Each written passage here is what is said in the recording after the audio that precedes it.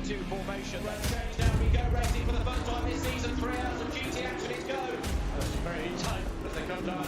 Group of cars coming in. This is all got trouble written all over it. It's a T3 car. From downhill there, head towards the Aqua Minerale. Imola, of course. There's another one off through the gravel. As wide as possible as they drop downhill, putting that from the inside line. Yes, he did. There we go.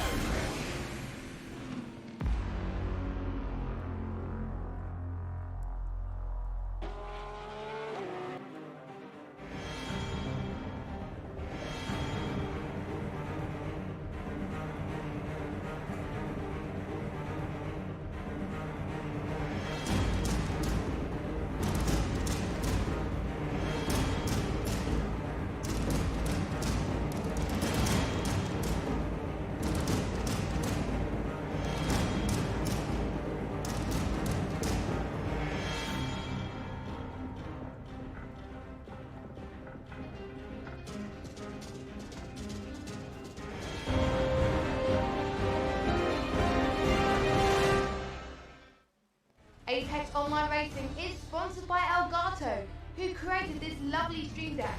For more information about the stream deck, the link is in the description below.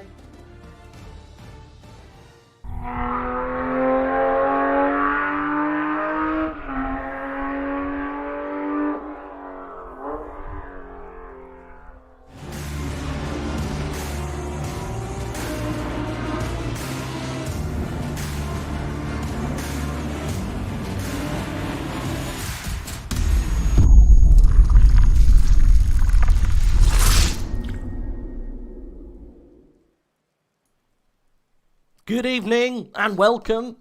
We are in race 7 of season 8 of AOR's GT3 Tier 1. It's the Speedy Boys again, guys. We are about to go live to join them in qualifying.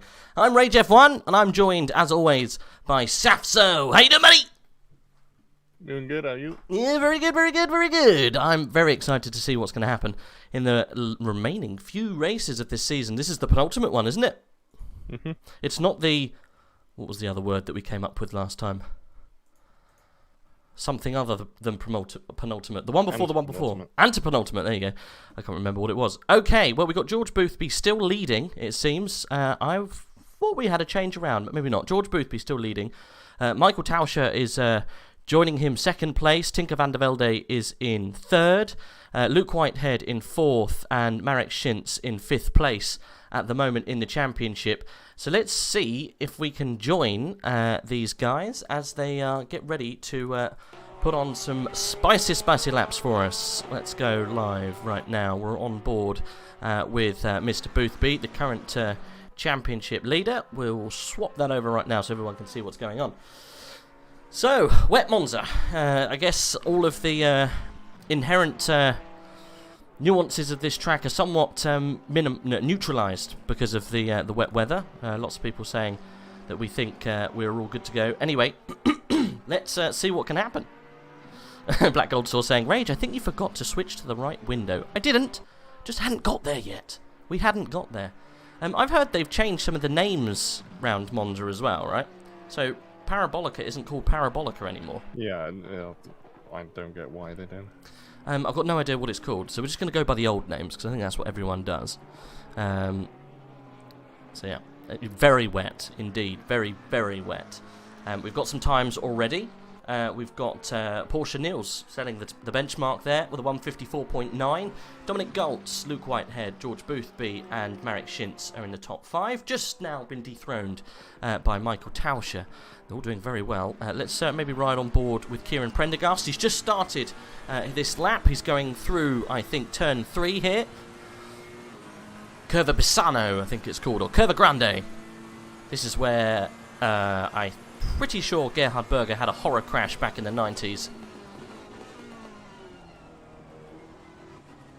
Through the chicane, 4 and 5. So we are just about to enter the Lesmo. Let's go on board with him, literally, so we can see his inputs, see how he goes.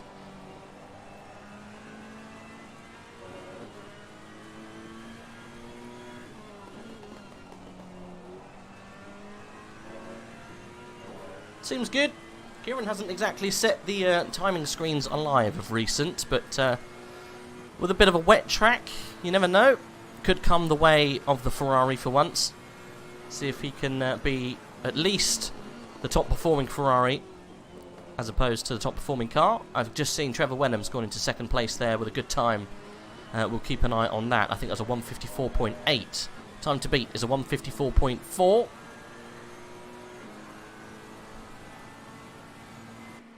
As we come down towards Parabolica, I think we might have a spicy race today. Wet weather and Monza normally means disaster, right, Saf? Usually, yeah, but not always. And I think you're right on mixing up the standings a bit, because when I'm up in the 4th, he's currently 35th in the championship, but in 4th here at the moment, so it looks like the rain might be catching some people out, or a lot of people might have not put in times yet. Yep, I think so too. Kieran Prendergast doesn't improve, or if he did, it was a small improvement, but he keeps on getting knocked back down again by others around him. We were talking about Wenham just a second ago. We'll jump on board with him as he comes through Ascari. Varianti Ascari. I love the old Italian names for corners. What other Italian tracks have got fun names? Imola, you've got Acqua Minerale, haven't you? Yep. Yeah, that's, I guess, a fun name. I don't know what it means. I'm just assuming it means mineral water.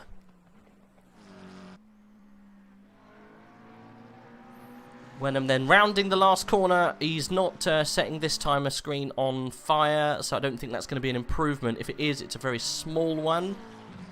Crosses the line. I don't think he beat his time. No, he didn't. It wasn't an improvement. Someone who is improving, though, Mr. Boothby. He's chasing down the championship. Now, it got quite spicy last time out in Spa, didn't it? And we're not 100% sure what's going to happen if things don't go the way of George Boothby, because he was chasing down the top 3, I think, last time round. We were in, not Spa, sorry, it was Suzuka. Last time out was won by Michael Tausch, who's got 400 points, 4 wins from 4 races he's taken part in this season. What a record that is. Boothby coming across the line takes second place there for the Ass Heat team.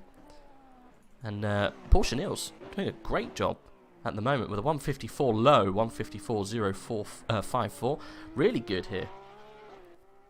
Curva Alboreto is the new name for Parabolica. Right. I'm assuming that's for the driver, Alboreto. Probably. Yeah. Bit random though, right? Why would you... okay. It's like changing Eau Rouge to Verstappen. Do you know what I mean? Yeah. You just, there'll be outcry. Never mind. Well, let's just see how they finished last time out. Seeing as we're here, because I can't remember off the top of my head. Where are we? Suzuka. Tier 1. Michael Tauscher got the win. Luke Whitehead in second place. Vasily Anarev got third. George Boothby was only in 4th place. So, yeah, still got some good points, but wasn't a maximum points finished for George. 73 points added to his total, but that's brought Michael Tauscher right into play for the championship, isn't it? Open it wide. Absolutely, he's only 25 points behind, so he's definitely the main threat to Boothby.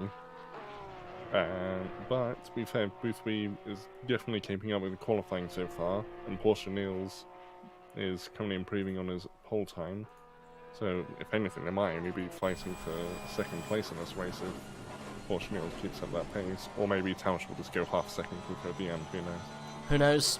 He seems to light the timing screens on fire towards the end of each session.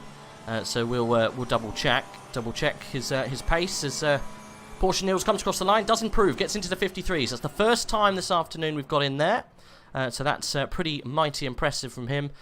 George Boothby currently on a slow down lap.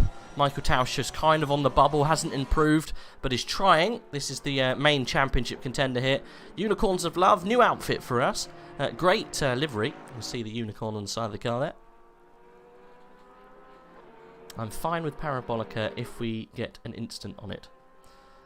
I'm not too sure why they would need to change it. I guess Italians can do what they like, can't they? Do what they want with their own racetrack.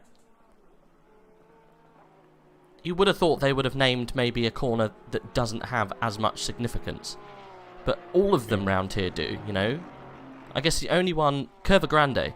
Why didn't you call that one after Alboreto? Or even one of the chicanes, because I don't know what on earth are the chicanes are called. We got De La Rogier, I think, which is 4 and 5. Oh, okay, yeah, no, I didn't know that. I just didn't know that was Monza. It's alright. You got the Lesmos of 5 and 6. Yeah, then you've got Ascari, which obviously can't change. Yeah. That's that 8, 9, 10 chicane section. Parabolica, obviously, and then you've got Retifilio, I think, which is turns 1 and 2. I mean, you could call turn 1 and 2 or 3 Alboreto, and that would, you know, keep certain racetracks alive. Who knows? Yeah. Imagine Saffzo at the 9 hour of Barcelona start. I think Saffzo would explode. Oh, mate. We might watch that at the end of the stream just to show you what happened at the beginning of the 9 hours of Barcelona, which we had not yesterday, the day before. Oh, my God. Fireworks. Was there a quote-unquote big crash? There was a big crash down the start-finish straight. Huge. Absolutely huge. Caused a pile-up, probably about 15 cars. Yeah, it was pretty spectacular. We're on board with Luke Whitehead, one of the guys who didn't get caught up in that crash, and off the bounce of the first win in the AOR Endurance Championship. The PPR team looking pretty spicy even today. They've got pole position at the moment in the way of Porsche Niels. He's just been dethroned though. George Boothby throwing down an absolute blinder of a lap. 153.9. Track Evolution then coming into play slightly, possibly. We've got Michael Tauscher, though, who's on an improvement, Saf. It's 2 tenths. It's actually now 4 tenths. He just absolutely chunked some tenths there, going through Ascari. He's dropped a couple, though, leaving Ascari, so that must have been a mistake. That's why he chunked 4 tenths going through that as he hammers down towards Parabolica. I'm not going to call it Alboreto, not until they force me. Anyway, he is on the bubble. He's not going to improve, and if he does improve, it'll only be a tenth or so. But saying that, he's gone 2 tenths up through Parabolica. I don't know where to call this, Saf. He might go pole here. He will. Crossing the line. It's not enough for pole. It's second place. 2 championship contenders deucing it out here in qualifying. 2 minutes to go.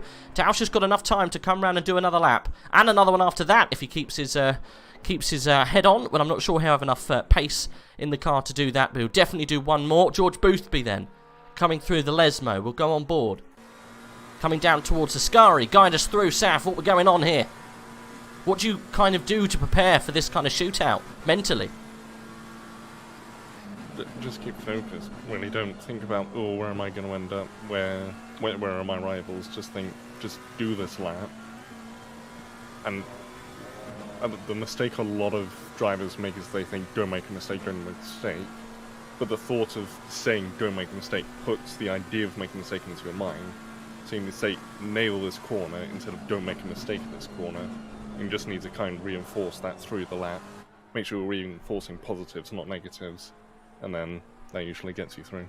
You don't want to let those negative thoughts eke into your mind. Even thinking about certain things whilst you're doing a lap can bring those things to the forefront, as Boothby does lay down his last lap. He has, well, technically he could go for one more, but whether he's got the petrol in the car to do that, I'm not entirely sure, but he has gone provisional pole.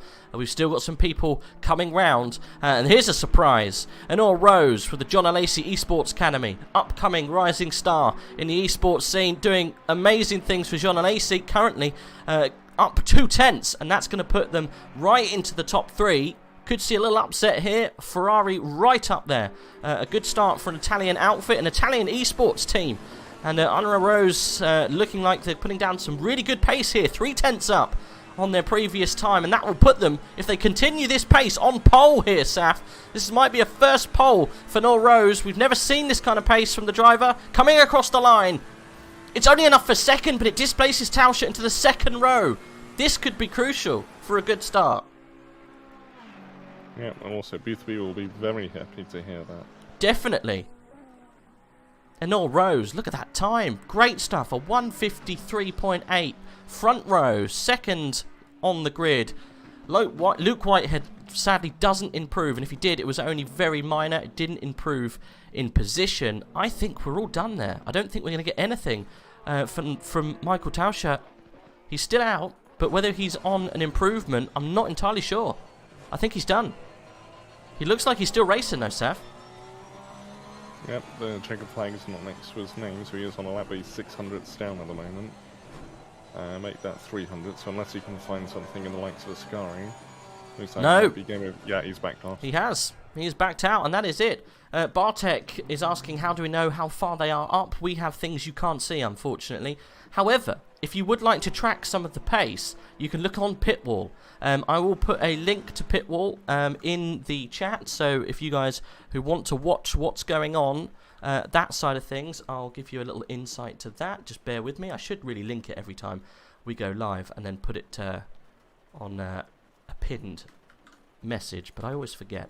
But if you want to watch what's going on, you can find it there on Pitwall. I will pin it here, so you can find it at the very top of the chat or wherever.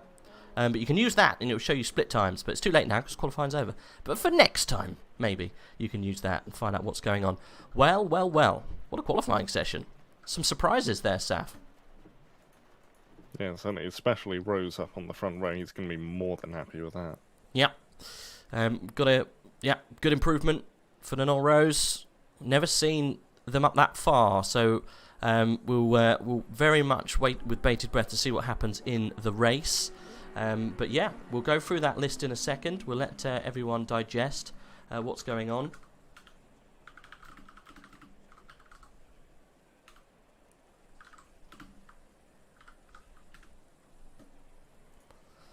Right, let's move on to the next session.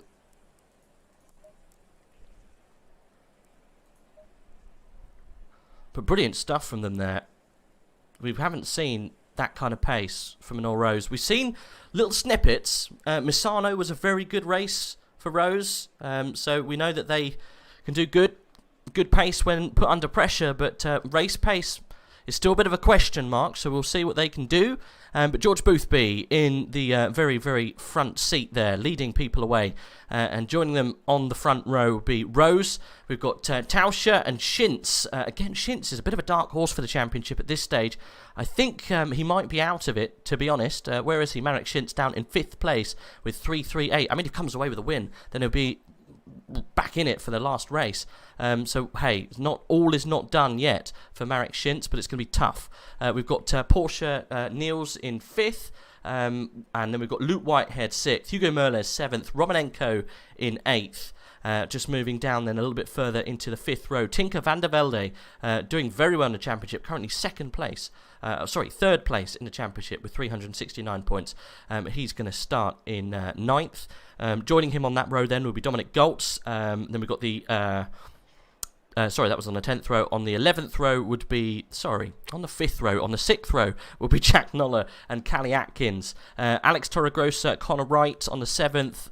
Bykov and Julian Vanbrugh will move back as we start talking about them on the 8th. And then the 9th row will be Samir Foch and Kieran Prendergast. Good qualifying position from him. Remy Papin. We haven't seen him that far up. It's good to see him fighting amongst the top boys in this session. He'll be joining Vasily Anarev. And then we've got Trevor Wenham off the back of a good showing in the endurance race we had on Saturday.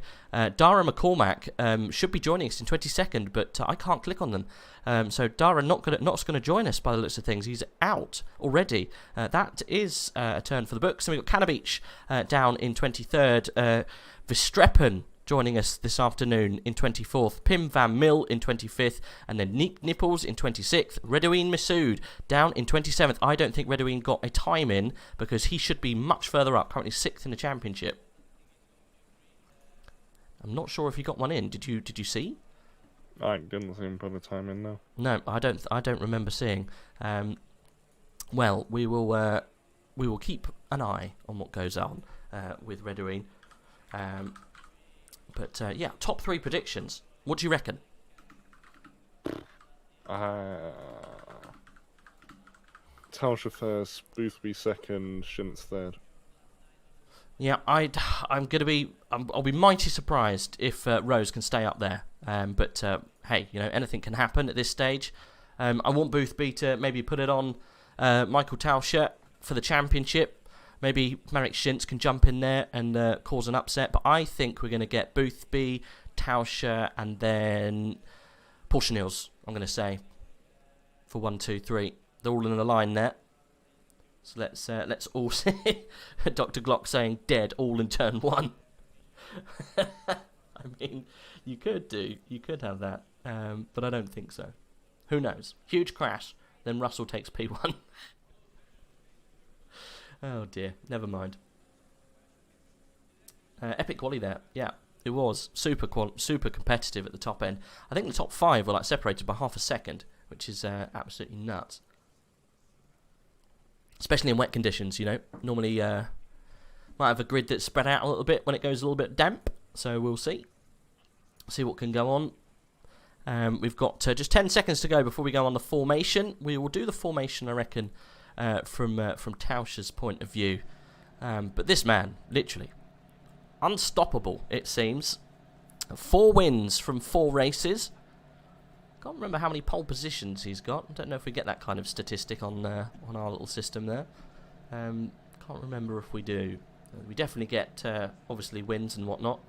So, yeah, 4 wins from 4 races. We had a non-start in, I think it was Misano, and also Nürburgring, or CNS, not too sure what that stands for. Anyway, they didn't start. They didn't get any points, at least. But yes, Michael Tauscher on fire. Tinker van der Velde, never been on the podium, in 3rd place in the championship. That's a statistic to shout about. Well, we already know that we're not going to have a decider of the championship already, really, here, unless we have something crazy happen. You know, someone DNFs. Imagine if Tauscher puts it in the wall. Then we would kind of have somewhat of closure this race, but I think it's going to go down to the wire. That's what everyone wants, right? Definitely, and also an update on the polls. Every race before this one, Tauscher's been on pole and won. This is the first time that he's been in a race and not started pole. Well, is that Tauscher? First Tauscher. time. First time hasn't come away with the pole position. That is interesting. Chink in the armour, maybe. What I'll do, I'll put it up to you, chat. Let's do a little poll, shall we? We shall ask who's going to win. And I will put a good few options on there for everyone to put their predictions. We'll see how well we go towards the end. Do excuse me while I type this out, because I can't speak and type very well at the same time. We'll put Tauscher there. We'll put Rose there.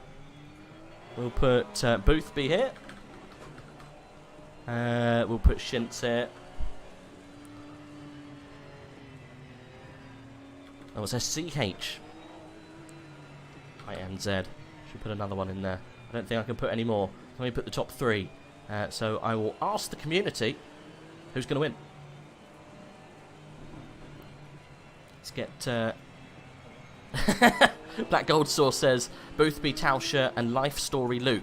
By the way, Luke Whitehead's earned himself a new nickname. Life Story Luke. Every time he comes in to have a little chat with us, we seem to get quite an extended chat. And Black Gold Saw coined the expression "Life Story Luke" during the endurance race that we had on Saturday. I think it suits him quite well. As much as I enjoy our chats after the race, Luke always employs tactics to keep us talking for longer than as long as possible. I don't think I actually put Whitehead in that prediction. You never know. Luke could surprise us. Where's Luke starting down in 6th place? He likes to make things difficult for himself, doesn't he, sir? Does he like to do it? I'm going to say he does. He struggles then. I think that's the main thing. He struggled a little bit with the qualifying performance, but he's come to real true form during the race. I think that's more of a compliment, right? Yeah. I think that definitely shows his pace a little bit more. But Nico all voted for Boothby. Don't tell Luke that. Lol. Okay. Well, we'll go through those that poll. Maybe when we get to a slight lull in the race. Oh, it's a big race, this one, Saf. I didn't even realise. It's an hour and a half. Goodness gracious. Well, get your popcorn, lads. Sit down. We're going to be here for a while, unfortunately. Didn't realise it was an hour and a half one. I might have got snacks This is off the back of an endurance race last Saturday. They could have warned us. When I say they could have warned us, I could have looked. Never mind. Boothby then lining up to go down towards turn 1 with an all Rose. I've got no idea what they're going to do. Michael Tauscher, Marek Schintz. Let's jump on board with Schintz. See if we see any moves going down into turn 1. Schintz looks... hasn't got a good run. Has he not? No. Well, let's have a look, see what goes on. Tauscher is getting crowded there. Ooh, Porsche Niels almost getting shown the grass. And all Rose on the outside. Got good track position there. There's a tap! Oh, Tauscher and Rose. Oh, that's good. What is that, Saf? It's a big crash! Big crash into turn 1. Oh, gee, that's the championship. Down to 22nd. Well, there's me going, giving it all the beans earlier on. Let's just jump back and see how that happened. Hopefully it doesn't destroy this race. But there we go. Michael Tauscher then. Let's go on board with him. Sees what's happened with Honor Rose through turn 1. Brakes hard into turn 1 on the inside. Oh, he gets squeezed. Look, there's lots of squeezing going on. And then disaster for Michael Tauscher. He's got to wait for the snake to sort itself out before he can rejoin. Disaster. Boothby getting a good run there. Sorry, Saf. All people have been off in Lesmo 1. Tauscher's had another collision. I believe that was with Foch. That was Foch trying to come back onto the line. Didn't see Tauscher, and that's Foch down to last. Anna Rose down to 25th because of turn 1. Oh my goodness. Rose not getting a very good start there. We're on board with Foch. Yeah, really got caught out at the beginning there. You can see the damage on the front of that Ferrari. But yeah, Rose looked down in 25th position after the joys of qualifying. Excuse me, Michael Tauscher in 18th place after the joys of qualifying. Highs and then desperate lows. This is pivotal for the championship. We're in the penultimate round of this session. This could be a huge lifeline to George Boothby. Marek Schintz in the slipstream with Boothby going down to turn 1. We've got Porsche Niels also locked into that gearbox of the Porsche in front. It's a Porsche. Oh, it's not. It's a McLaren, Porsche, McLaren lineup. And it's lots of PPR boys going toe-to-toe into turn 1. They get through quite clean, though. It's all good. Everyone's running round. There's no incidents like we had last time. Everyone's through nice and easy. What's going on a little bit further back? Tinker van der Velde in 9th place. What's happened? Prendergast has gone round. Kieran Prendergast is back on. Racing against... Little tap with Van Brett. I was going to say Team Shazoo on the outside. It's Tauscher in 17th place, it says on my screen here. But he looks further down to me. He's in 16th. He's got Anarev just in front. He did, yeah. Didn't make it through turns 4 and 5. Yellow flag. Is that after Lesmo 1? That's gone now. Who was that? I think someone went off after Lesmo 1.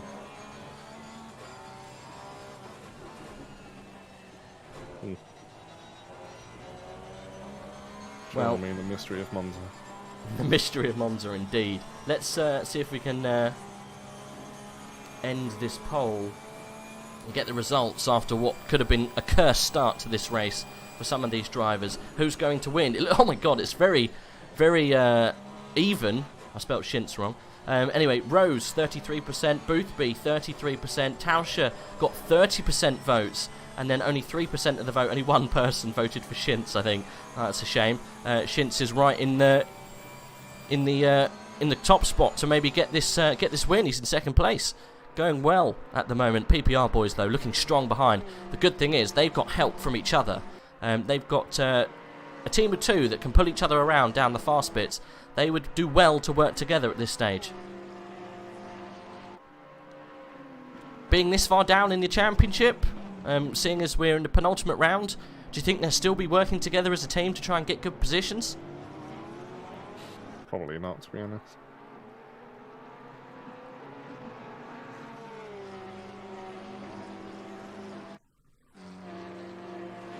Lots of boys talking about different cars and whatnot, and why they're good and bad in the rain. Missed the conversation.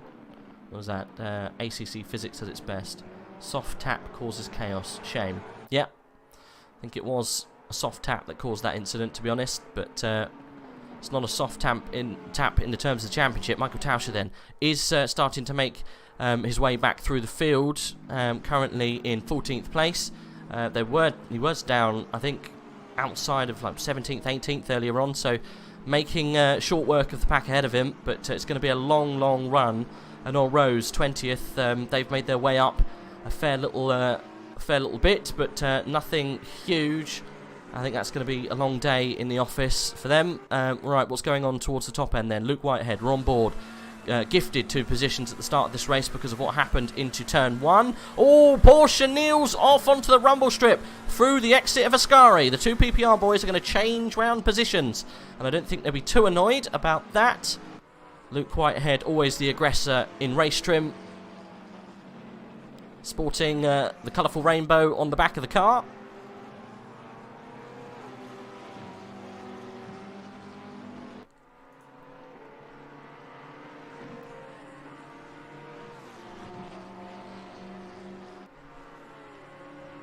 Igor saying lap times, question mark. I don't think I can give you the lap times, I'm afraid.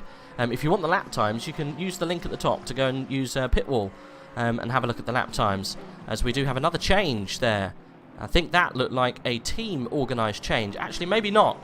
I think Porsche Niels might have just gone slightly deep into turn 1, but they have changed round on track. This is not good. They're fighting here. Do you think this is team orders coming into effect to PPR? Maybe. Who knows? There's a fight going on a little bit further ahead with Shintz and Boothby. Boothby's not got it all easy, I don't think.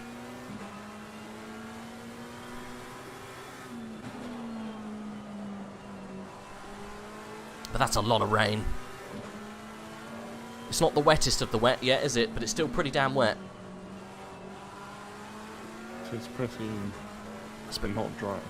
Pretty damn wet out there. You can see, if you go on board here with Luke Whitehead, you can see what it's like to see the car in front of you. Especially when you're close in that slipstream, it almost blinds you. PPR versus PPR somehow. I know, not too sure why they would want to race each other at this stage. I think it would be wise for them to help each other, because they are only really letting Boothby run away with this. As Whitehead getting into the slipstream quite heavily down the back straight towards Parabolica. A little bit of defence there from Porsche Niels. I think Luke's got the measure of him though through Parabolica. Toe to toe. PPR.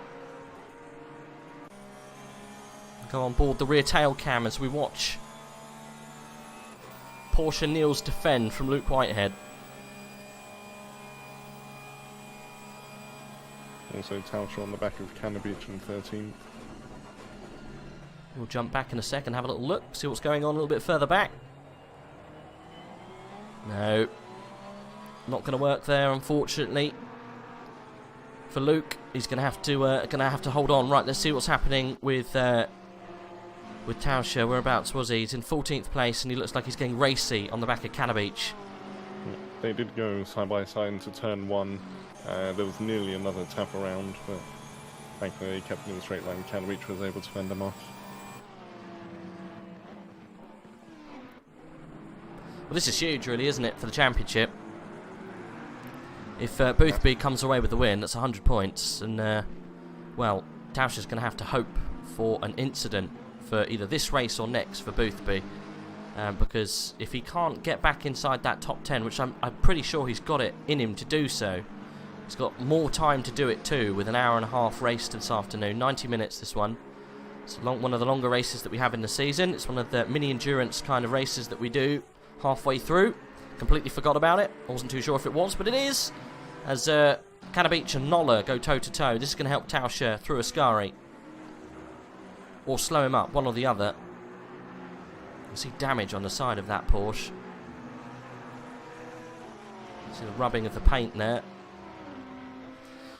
Could have some hidden downforce issues. It's 8 races this season, by the way. We're in race 7, 1 to go. Right at the very spiky end of this championship, as Tauscher goes all round the outside, almost inside, there we go, of Nolla. Nolla not defending too hard, got passed by Canabeach a couple of corners before, and I think Tausch is going to make his move here down the back straight, and that's another position for Michael. He's going to have to really put the hammer down if he wants to make an improvement out of this race. Let's see what's going on towards the front again. It's like Luke's dropped a little bit further back off Porsche Niels, and he's actually going into the grips of Romanenko. Haven't seen Konstantin this far up, actually. It's throwing different people into different places, this rain. Tends to do that, though, rain, right? Mm-hmm. Indeed it does. How many races? Yes, sorry, I answered that question. There are 8. 8 of the spicy boys. Romanenko, then, trying his very best to get into the top 4 for the first time, I think, this season. Let's have a look, see if we can get any stats on Romanenko. Don't think we've really discussed Romanenko's performance this season, to be honest. Whereabouts is he in the championship? He is 33rd for Rocco Romanenko. He is the Team Ballas Esports driver. Best finish this season is 16th place. That was then followed by a 17th in the next race. And he's had 34th, a DNF, and then 21st last time out. So this is definitely a turn of events for Konstantin Romanenko up in 5th place, doing very well. Callie Atkins joining him up there. Hugo Merlers, Dominic Goltz, Tinker van der Velde, and Bykov round out the top 10. We've got some big names that have fallen out of grace this afternoon, but Canabeach is working their way back up the top. Sorry, Tauscher is working their way back up the top. I was looking at his split time and said the wrong person. It was the meme split time of 4:20. Anyway, let's jump back into the top part of this race then, seeing what's going on with Boothby. Still got the threat of Marek Schintz from behind. Has Schintz changed car? I thought Marek Schintz was in a Bentley at one point, but he's in a Porsche. Maybe I got that wrong. I'm pretty sure Schintz has always been in Porsche. Tausch has gone down the inside of Canabeach at turn 1. And he's made it stick. Good stuff. I've got a funny feeling that Canabeach is probably going to try and come back at him, though.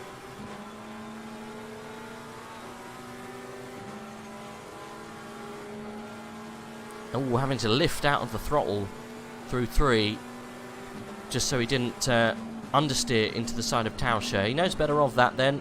He does let the young gun through. Michael then on a charge to get back into the top 10. He's got Bykov and Tinker up the road. He's got 2.5 seconds to make up on them. You can just see how visibly faster Michael Tauscher is. Absolutely insane. Let's see what's happening with Schintz then. Up 4 tenths this lap apparently. He is 3 tenths from the back of Marek Schintz. Where is Samir Foch, you ask? Let's have a little look. He's down in last place, but he has made up some time onto the back of the pack. He's got Pim van Mil only 2 seconds down the road. So with a lot of damage on that car, he is slowly starting to make inroads on the back of the pack. I think, Saf, that they can refuel around here on a long one. We have a change almost for the lead, going side for side through Parabolica. I was saying, I think they can fuel round here on a long race. They've got an hour and a half, haven't they? Yeah. So I would have thought that they can refuel at some point. So it'd be interesting to see what happens with those guys if they do decide to put some more fuel in.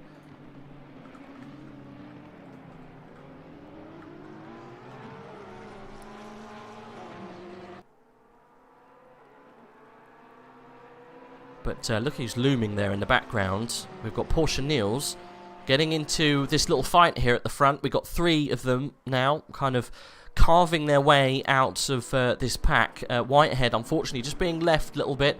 He's got Romanenko, though, for cover.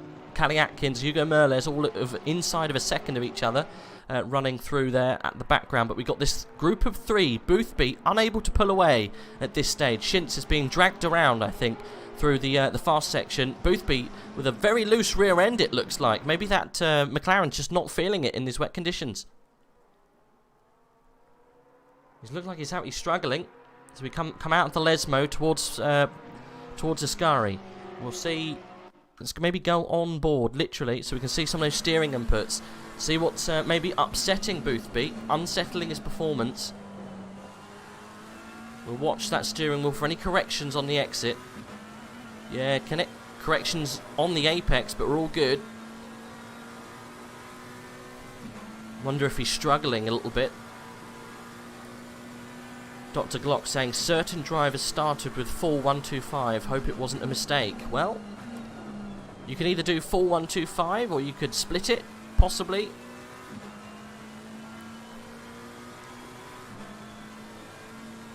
It's not a dominant performance that we have seen before with Boothby. He just seems somewhat worried by the pressure of Shintz behind. Shintz looks like the aggressor here. Right in that slipstream. Boothby actually having to go defensive into turn 1.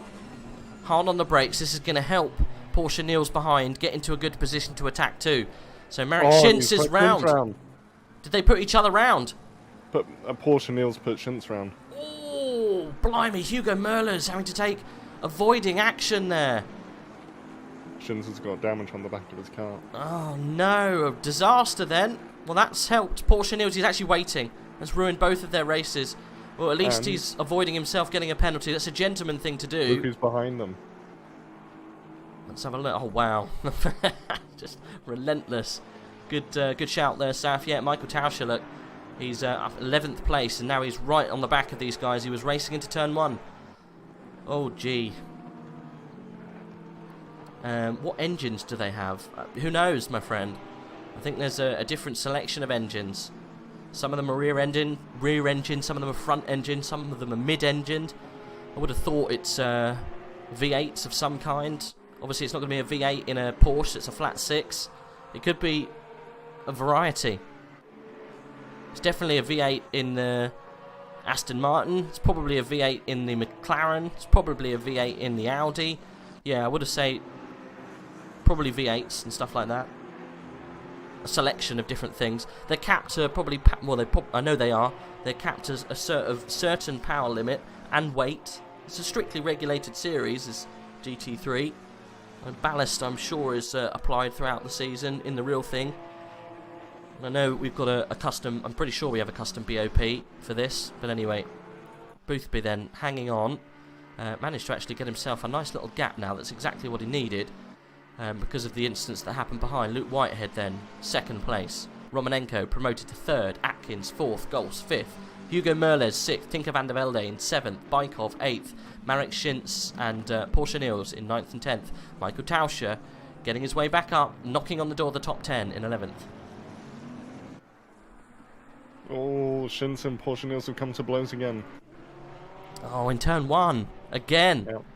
Oh, and Porsche Niels has immediately quit out of the game. Not even back to the pits, just straight out of the game. Well, that's a shame. Well, it's promoted Michael Tauscher then, up into 10th place. Yeah, and he's looking at having a look at Shintz. Oh, he's actually going for it. Oh, yeah. Oh, look at that! Yeah, muscling the car round.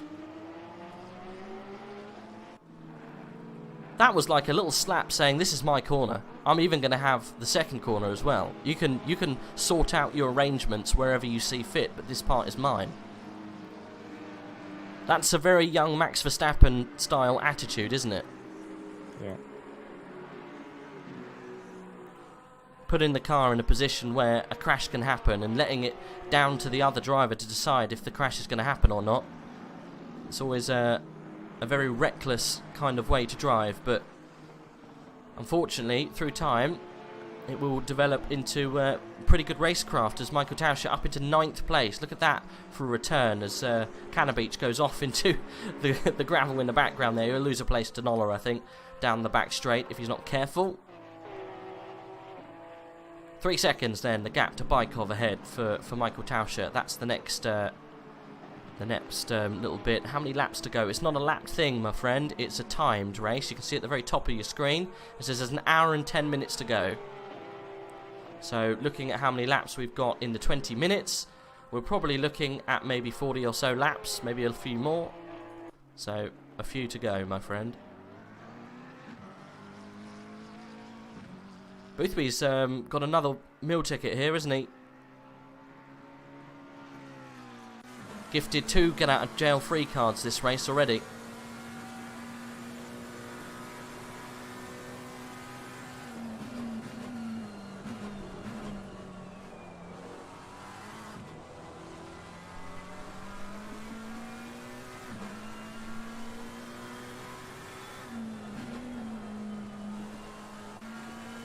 So Whitehead then, the gap 4 seconds, sorry, from Boothby.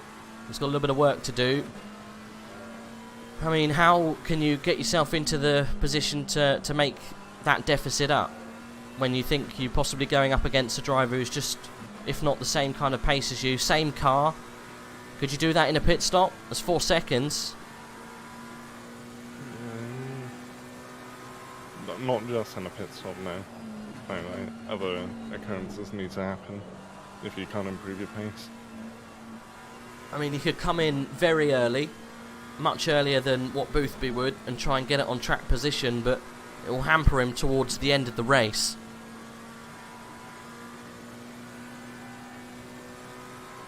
We'll see. Daniel's saying the Porsche is much better on the brakes than the McLaren. Well, goes to show all of the Porsches are out of this at the moment. Only got Porsches in 9th and 10th. They've all been robbed of positions. Tauscher has taken a second out of Bykov ahead.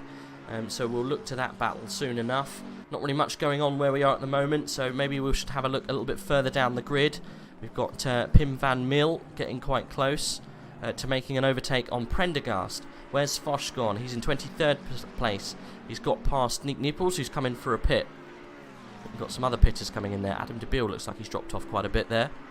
What's happened to Adam? Maybe a spin? Down in 23rd place. Who knows? Let's see what's going on with Pim a little bit further up. Pim versus Prendergast.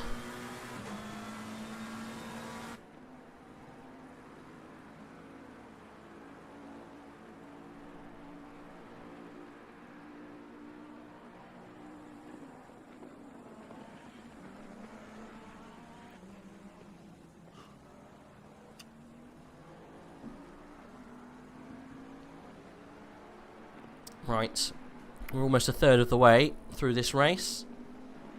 Got an hour and 7 to go. A little bit longer than the normal scheduled races that we have. They're normally just an hour on the dot. This one's a 90-minute thrash in the rain round Monza. As Pim van Mil is trying to get onto the back of Kieran Prendergast, but struggling, I think, with grip. With that McLaren, doesn't look... Although the top 3 are all McLarens, McLaren doesn't look like the more comfortable car. It looks a little bit sketchy. Maybe that's why it's quite fast.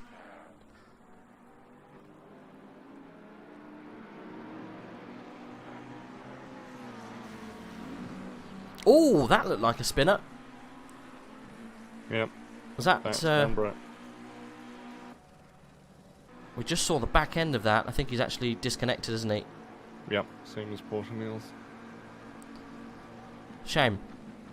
That was Vanbrugh from the Team Shazoo. He's called it a night.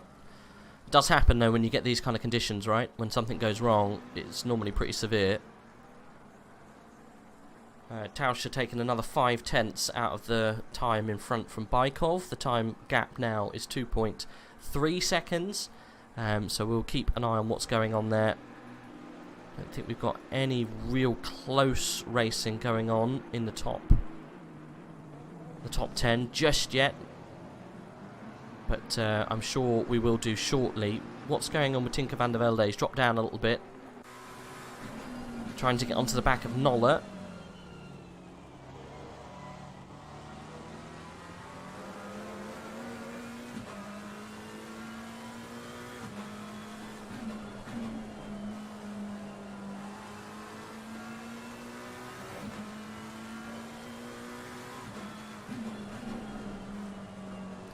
Yeah, there's lots of things to consider when it comes to racing round in these conditions with tyres.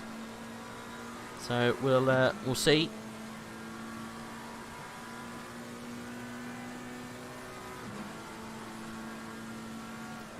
Thanks for tuning in, Emils. Appreciate the conversation in the chat. Feel free to watch the rest of the race if you want. I'm sure it will get spicy towards the end. Tinker van der Velde trying to get onto the back of Noller here as we go into Parabolica. Yeah, we'll actually probably just, yes, you can see there. Redoui Masood, look where he started, look where he is now. He was plumb last, wasn't he? P11 now. That's impressive. You okay? Yeah. I heard clapping in the background. Yeah, I was applauding him. Oh, okay. I was like, what's going on? Or did you think something else was happening? I don't know, I've got no idea what was going on. I thought you were being attacked by ants. Well, those badgers have returned. Oh, that'd be exciting, I guess. Not the badgers. Anything but the badgers. Yeah, Redoui Masood, look, 11th place. How does one do that? With a lot of people spinning. Yeah. Black Gold Saw saying Rose spun. Possibly. Yeah, an old Rose in 22nd place. Right down at the back. So yeah, looks like bad to worse for an old Rose. Not having a very good day in the office after what was a fantastic qualifying session for the driver of the Jean Alesi Sports Academy, but no further by the looks of things, down in 22nd place. They're going to find it very hard to make inroads back there, but it's happened. Look what we've got from Masood, now up in 11th, chasing down Canabeach.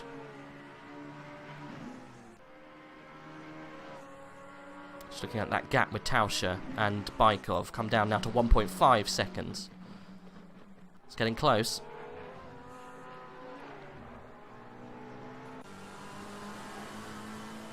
Just seeing Rose's spin, yeah, this is coming out of turn 2. Got a bit happy on the accelerator, completely spun it and lost a lot of positions. Oof. I'd say probably from about 16th to 22nd or so, at least. At least. Okay. At least if not worse than that.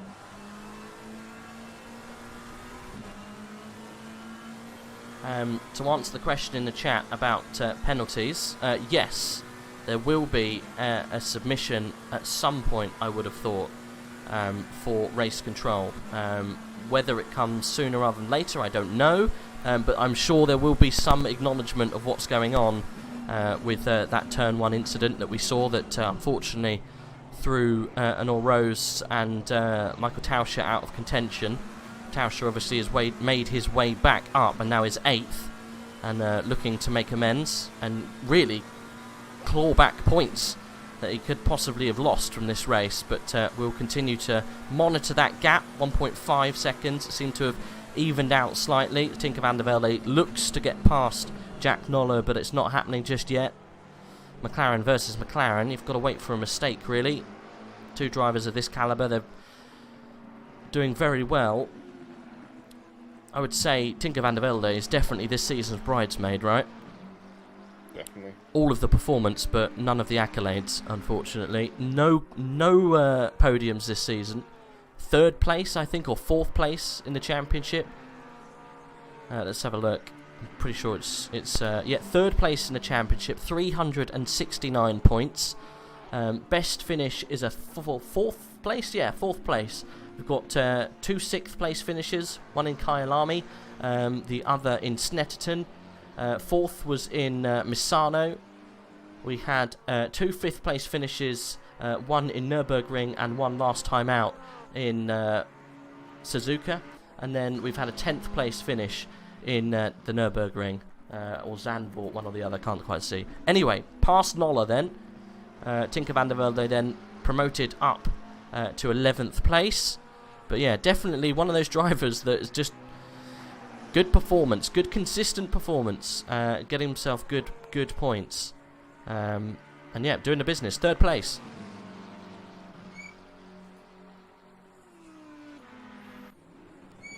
We'll keep an eye on the current performance. The gap then between Whitehead and Boothby stayed the same. We've got no changes there, unfortunately. Don't know when we're going to get a change, Saf, but I've got a funny feeling if Boothby keeps it clean, he's got a meal ticket there. We do have a little battle brewing further back. Samir Foch, Verstappen and Pim van Mil looking mighty racy together.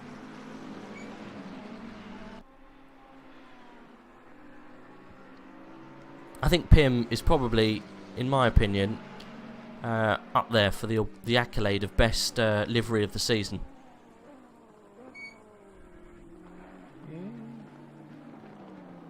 Maybe. It's a very 90s-esque style. You're right there, you got like a squeaky parrot in the background. Have I? I can't hear anything. Can you not? No. It's now increased. Has it? Yeah. What is it? I don't know. I genuinely can't hear anything. Can you not? No. I'm checking if it's me. It's not. Never mind. Is it from my end? Yeah, it sounds like, you know, like when you got a squeak on your bike when you're pedaling. Yeah. It's like that. Oh. Interesting. Stop it. I wish I could. I don't. Generally don't know what's going on. Never mind. I'm very confused. Same. We'll deal with it. It's fine. Right, so we've got the first of those incidents coming through. Saf, guide us through what's going on. Okay, so we've got a 10-second time penalty for car 92 for dangerous driving and causing a collision, but no license points. Wow. Okay. And that's Tauscher. Tauscher has that penalty. The next penalty is 10-second time penalty for car 8 for causing a collision. That is Cannabeach. Cannabeach's one was with car 7, and then obviously I think we saw what happened with Tauscher. And Cannabeach's one was on turn 1 of lap 3. Then we have a 5-second penalty for car 142. It's Bykov. Yeah, and that is for causing a collision with car 11, which is Connor Wright. Okay. Oh, that's maybe why Connor Wright is a little bit further down, and Mikhail Bykov is in 7th place. Okay, interesting. We'll keep an eye on what's going on with those penalties and when they decide to take them. Well, there you go. Michael Tauscher then has got a little bit of work to do to get up there. Unfortunately. Mermaid saying Saffzo is quiet on volume still. Okay, we'll see. I've turned him up a little bit. I don't want to. That's a bit better. That's a little bit better. Yeah. Yeah. I don't want to turn the game volume up too much because we won't be able to hear anything. Yeah. Because unfortunately, the game and the desktop audio are under the same level. So if I turn you up, it's also going to turn the game up. So Yeah. we'll leave it where it is. Are you sure that squeak's not you? I'd swear. Is it your chair? No, it's not my chair. My chair is nice and silent. I'm literally looking around my whole room to see if there's anything that could be causing it. Can you hear it though? No, I can't. Can you not? I still don't know what you're talking about.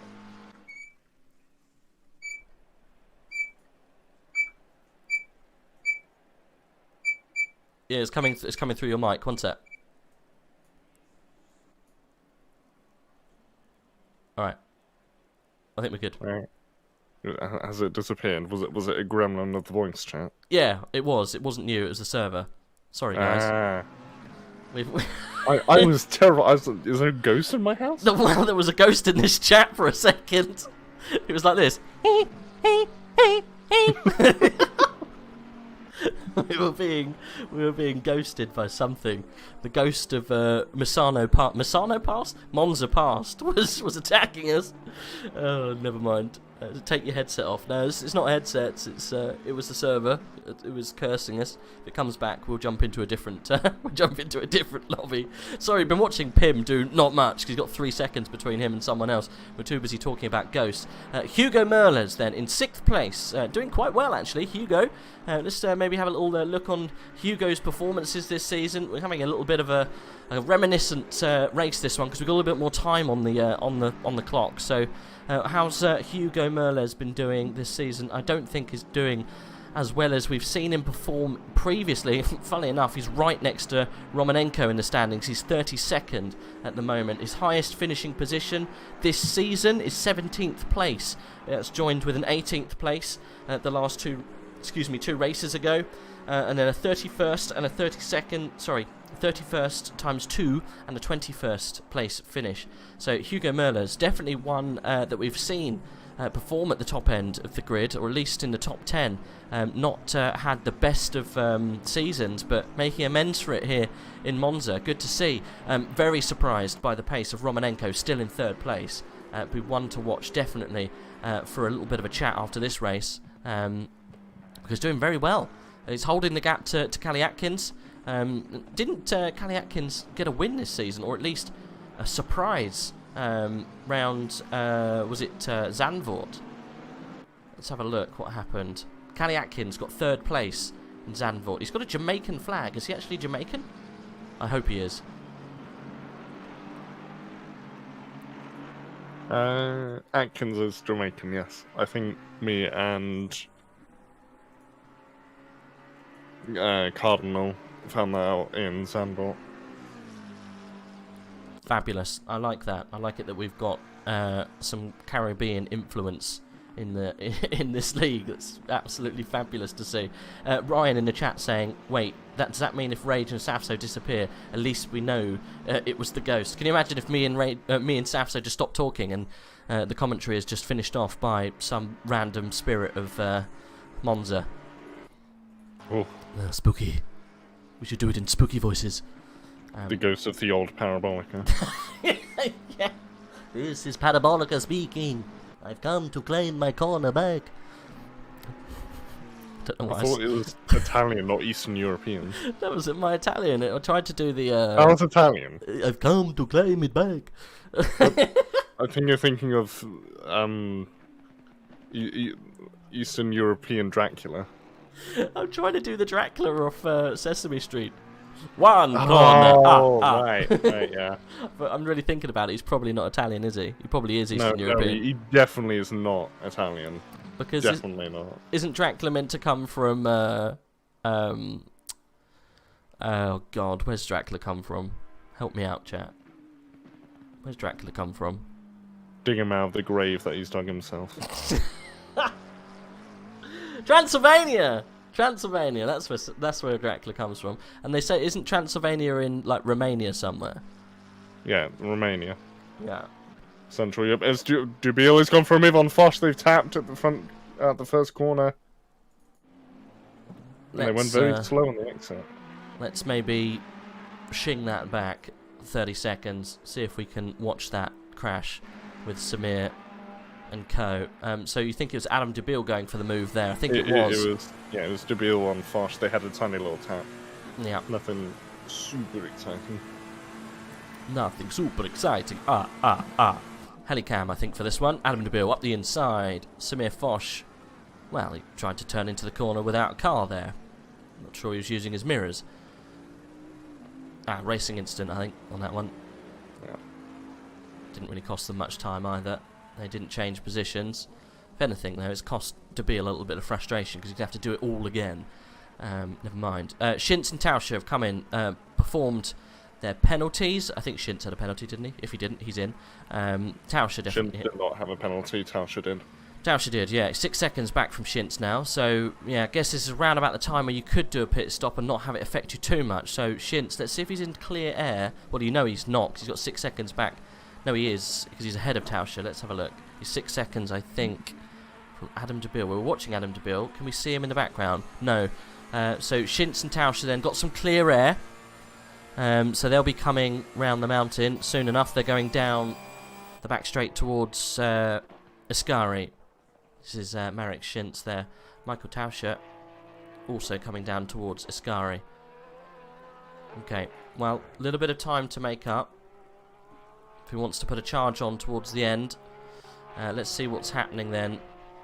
Unfortunately, that's kind of robbed us of that little fight that we were waiting and kind of monitoring.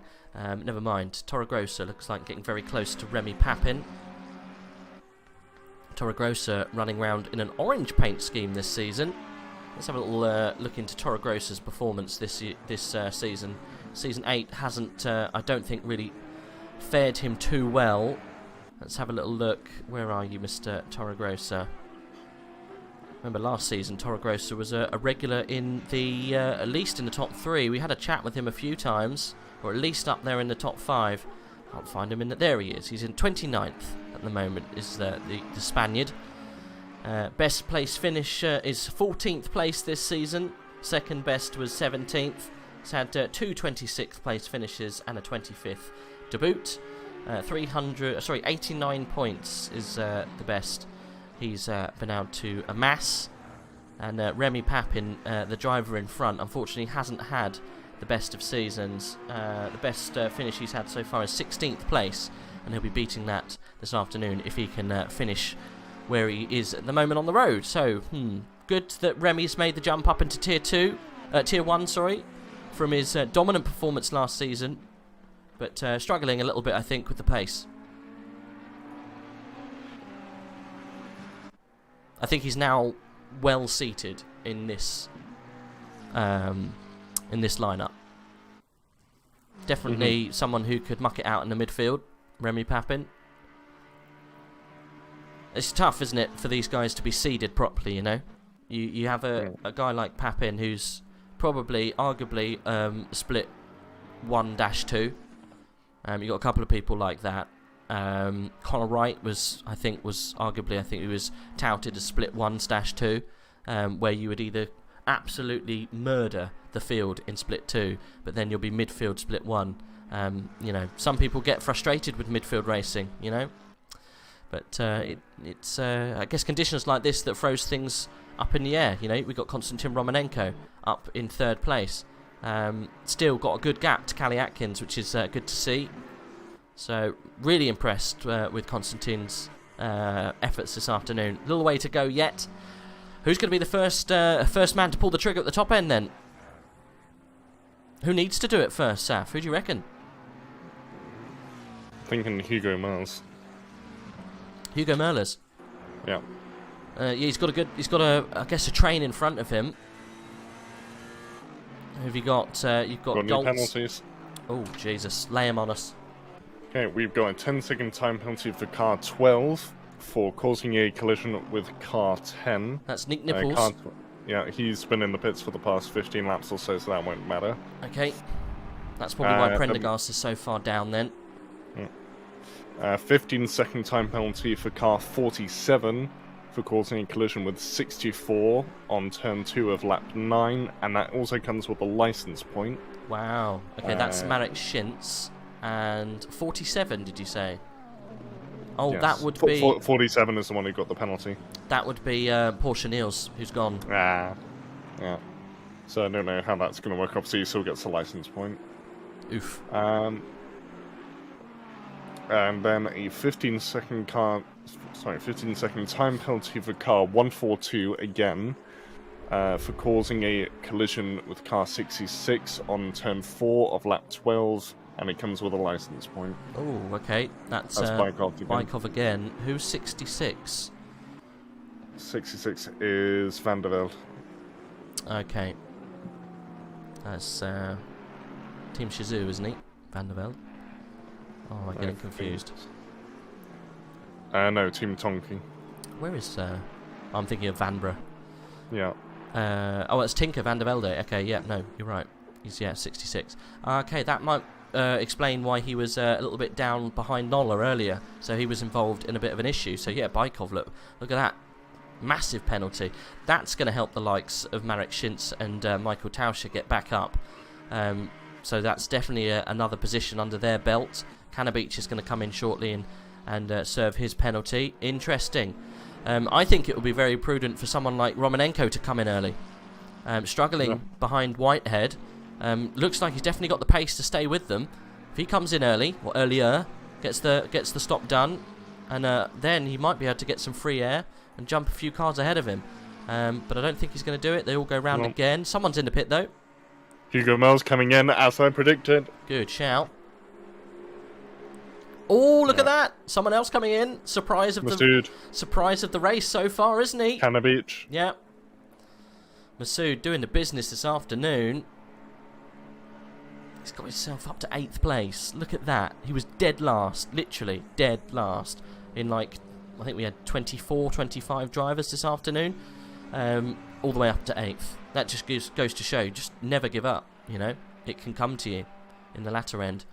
Right, we're going to have a little race then, I think, with Masood and Cannabeach at the end of this here. See if Cannabeach can get a good pit and come out before Masood. Important thing is where Shin's going to be when they come out. And Yes. Tauscher. You're right. Yeah, maybe we should jump on board with them then and see what happens.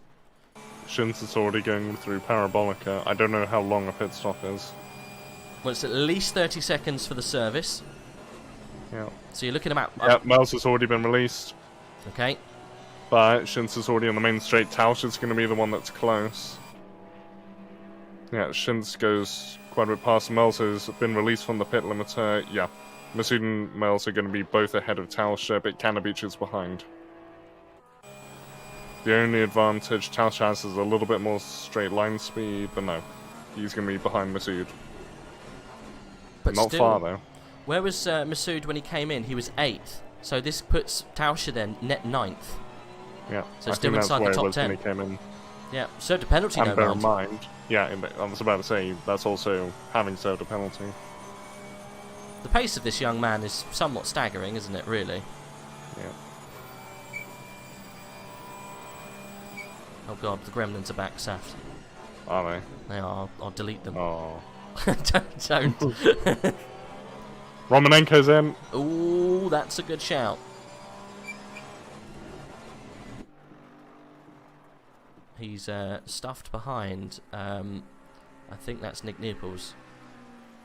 But obviously Nick's not taking any further part in this race, I don't think. He's just watching. I think he's a spectator at this stage. Cannabeach went off and teleported to the pits. Oh, okay. I think that's probably all she wrote, because he'd just come in for the pit, didn't he? Yeah. How's P4 doing in that Bentley? Let's have a look. Is that Callie Atkins, I think, now promoted to P3 because of the pits? Well, this is going to have to trigger the likes of Whitehead and Boothby to make a hard decision. You know, whether they play to their own fiddle or they come in. You know, they've only got really round about 10 minutes or so before their actual fuel tank, if they you know, literally necked it. Is that the right term? Brimmed it, I should say. That they're going to run out completely. I've got a funny feeling that Luke Whitehead has done just that, because he's not putting the kind of pressure that he normally puts on. Maybe George Boothby putting a little less fuel in. We'll see. Just watching what happened to Cannabeach. He was completely on his own. It was through Curva Grande. He just gets massive understeer, goes into the grass, which spins the rear of the car. He does get it corrected. He goes back into straight line and then just pulls off. That's a shame. You don't like it when you see a driver make a mistake and then decide to pull the car over. Bono, my traction's gone. Yeah. Bono, it's all run away. We're staying then with these top runners to see if anyone pulls the trigger to come in. Well, both Boothby and Whitehead have decided to stay out. Callie Atkins also staying out. Dominic Goltz also staying out. Bykov also staying out.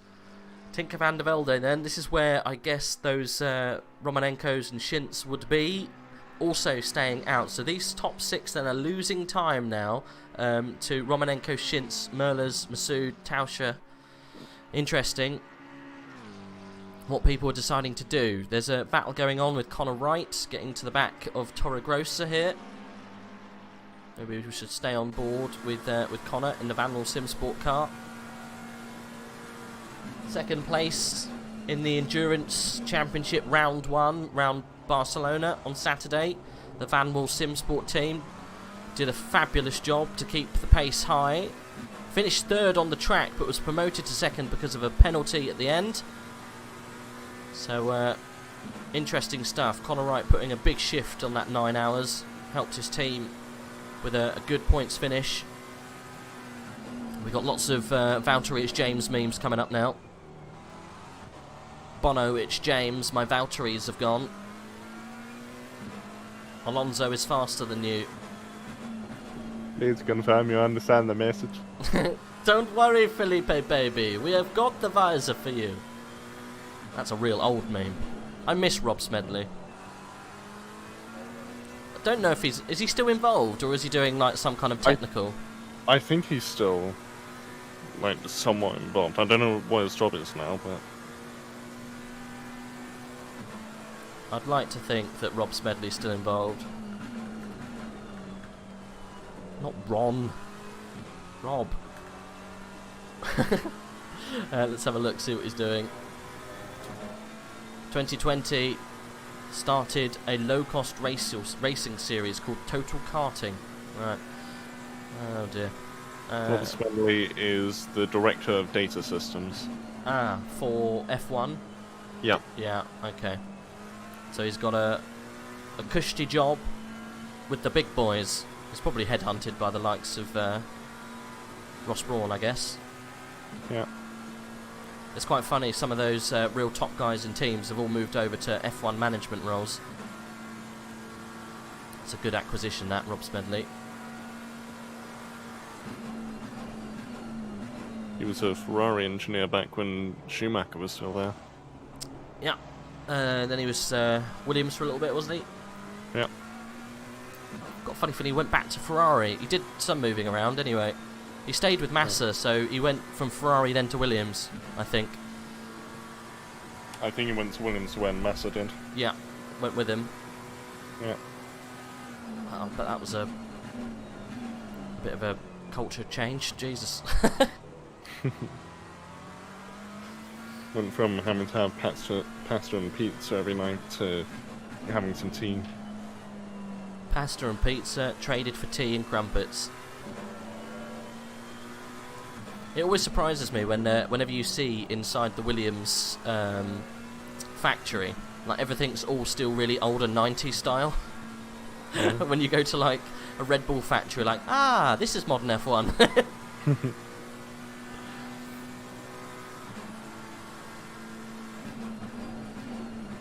They haven't, I don't think they've upgraded their building in a long time. Yeah. Still on board with Connor Wright here. I'm waiting for the top guys to come in and pit. I'm not doing it yet though.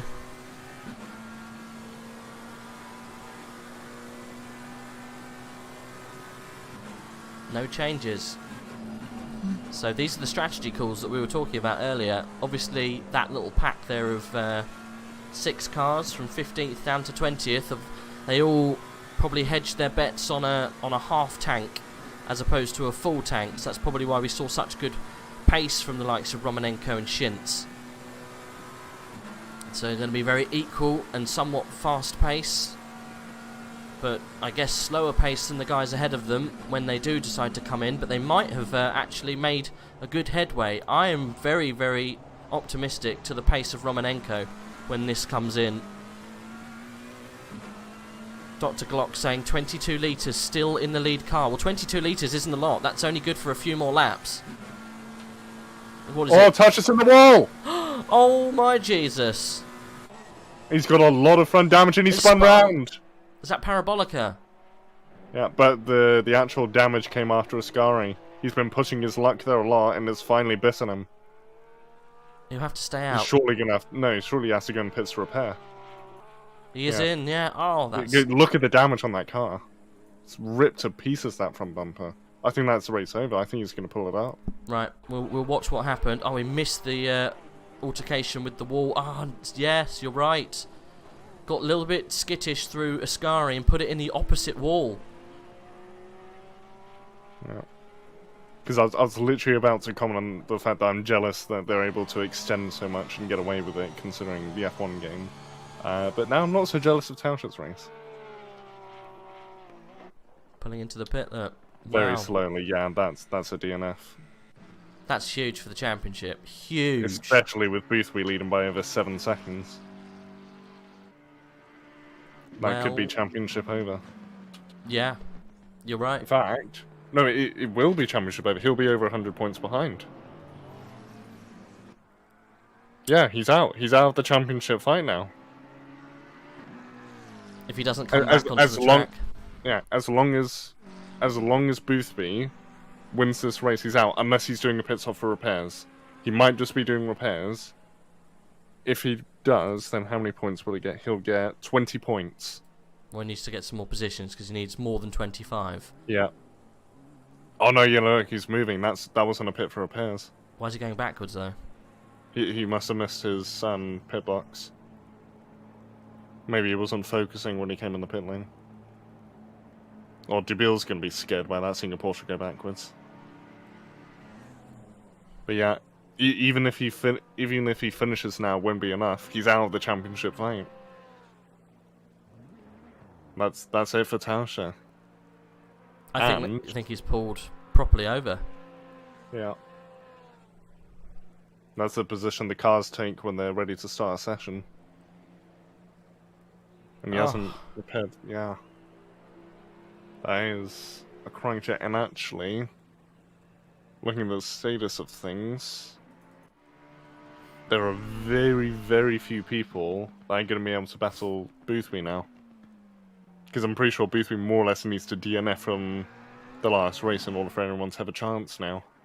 Yeah, I think this performance from George has almost earned himself the championship.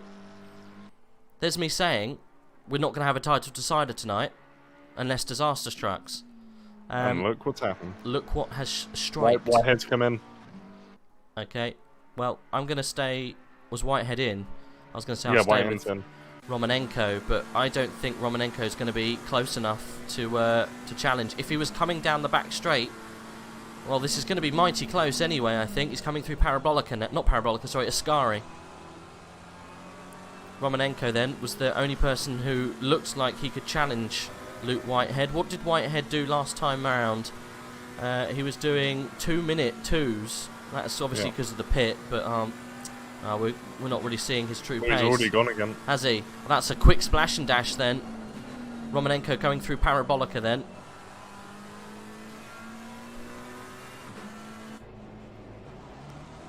He's going to be well clear, Romanenko. Well clear. You can see Romanenko coming down there now. You know the really loud like firework thing we had at Suzuka? Yes. Yeah, it just happened again. Oh, what to you? Yeah. Oh, we had that in the endurance yesterday, the day before yesterday as well. Scared everyone to Jesus and back. Yeah. That one actually got me really bad because in Suzuka there was still game audio when it happened. This one, the game went completely silent and then it suddenly happened. Okay. Well, next time I get a silent game, I'll whip my headphones off really quick because it's so loud, right? It's deafening. I'm not too sure what it is. I think it's been nicknamed Audio Cannon, but I don't know what causes it. Right. It's probably some weird KUNOS glitch. Yeah, strange. I'm looking at the numbers. I think the only two people who mathematically could win the championship after this now, if it finishes as it was before people started pitting, would be Whitehead and Vandervelde, and they'd be nearly 100 points behind. So it's looking good for Boothby. Yeah. It's not completely over, but it's looking like it's going to be almost a surefire hit for George Boothby at this stage. We're 2/3 in then. We've got 30 minutes remaining for this race. Boothby then leading, Callie Atkins in second at the moment because we're in a pit stage kind of kerfuffle. Goltz, then Bykov, then Tinker van der Velde, Nollet, Papin in 7th, Terra Grossa, Connor Wright and Prendergast round out the top 10. I thought the whole game was a Kuno glitch. Yeah, I think you're right. Give it its due, though. It's not that much of a buggy game, is it, really? No. I've not... Other than this terrifying sound, I haven't experienced any glitches with it. Ah, okay. Bit of news, then. Bit of context. Apparently Tauscher is sick, so maybe that's why he made a mistake. That would explain it. It does rob your confidence, doesn't it? And it would also explain not getting pole as well. Well, there you go, yeah. Just not being 100% takes away that little bit, and unfortunately caused the issue this afternoon. Well, we can't put it solely down to that, but unfortunately, though, because of his his he didn't attend some of the races at the beginning of this season. He missed Misano and he missed Nürburgring. He's just out of the championship fight. But what a charge Michael put up. 4 wins from 4 races that he competed in. It's just such a good performance, but unfortunately just come undone through a little error there, and obviously not attending some of the races. But what a talent that young, I think he's American, has shown us he's capable of. No, he's not, sorry, he's German. I apologise profusely. That's probably quite an insult to a German. Anyway, but what a talent to see someone like that come through and absolutely dominate the first time they arrive at the top tier of AOR. Really, really something special to see. But anyway, unfortunately, down and out. Not taking any further place in this, but definitely will be. I'm sure he'll be back, just in case. But still, he can't win mathematically, but I'm sure he'll be back. Also, Boothby apparently is hungover from a stag weekend, so seems to be coping.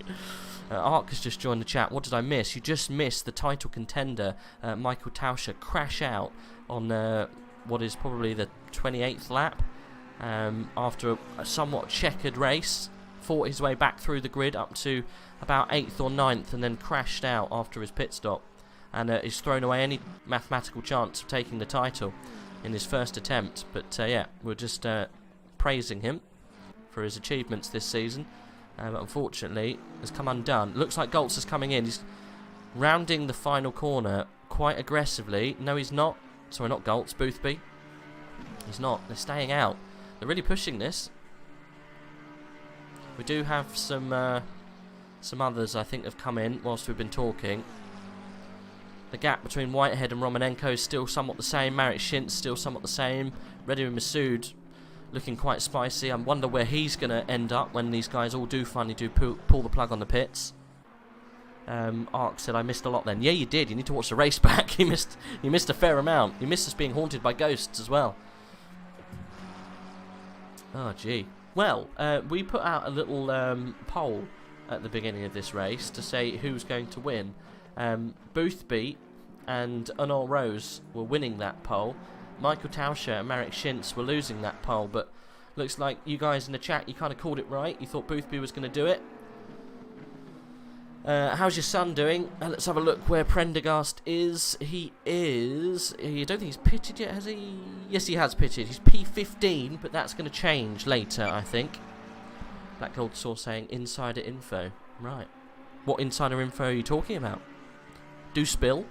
Probably referring to the Tauscher thing. Ah, possibly, Also something new.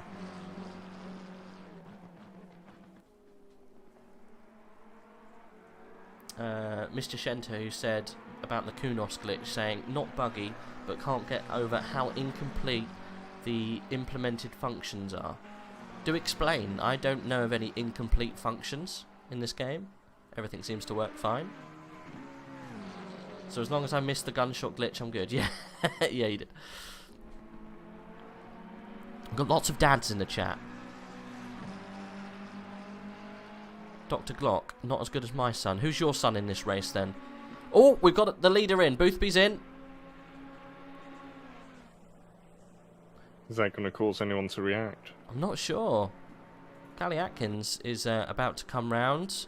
So's Dominic Goltz. Oh, it looked like he looked to come in, but he hasn't. What about Tinko? Is he going to come in? Yes, Tinko van der Velde did decide to pull it in. So did, is that Bykov? Bykov, yeah. And then Nolla behind. Yeah, it looks like these guys had run out or didn't want to push it any further. Remy Papin joins them. Torregrossa going for another one.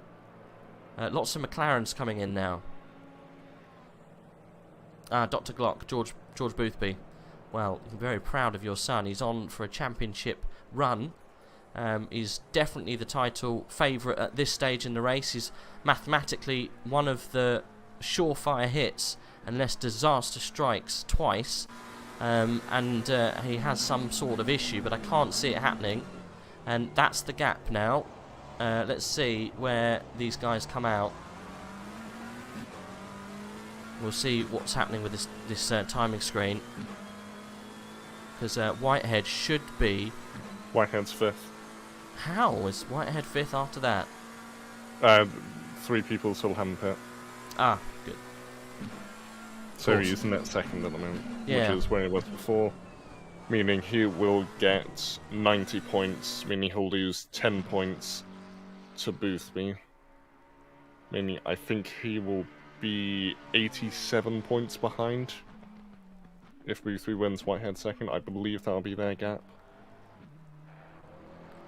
We have lots of dads in the chat today. History, who's your son? Let's get some son and father shout-outs. We've got, obviously, Prentice Senior, the senior of Kieran Prendergast. And then we've just been informed that Dr. Glock is the senior of George Boothby. See if we've got any more dads. NetP2, I think, is Whitehead. Yep.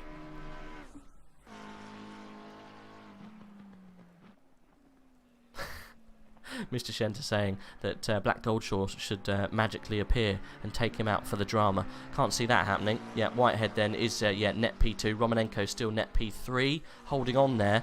But Tinker van der Velde, he did come out in a good position. Look, it's only just under 2 seconds away from Romanenko. Having a good second part of this race. Only 20 odd minutes to go and some change. Tinker van der Velde's in a good place to possibly get onto the podium for the first time. But I think he's going to be the bridesmaid again. He's currently in 4th place.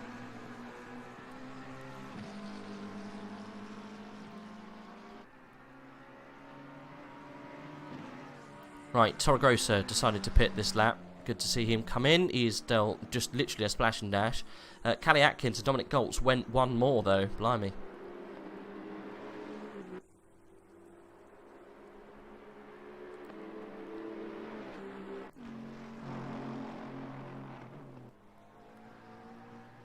Takuza saying, can the Bentley make it without refuelling all race, as Atkins is pulling a rabbit out of a hat? You don't have to.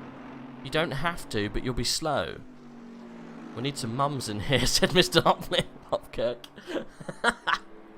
Maybe we should change it up. Can't wait for Darth Vader showing up telling us who his father is.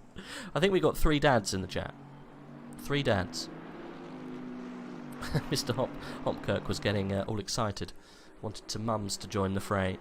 Callie Atkins, what is the likelihood? I've heard that you can get 90 minutes out of that Bentley. Especially in these conditions. You'll be going slower, aren't you, as well? So using less fuel.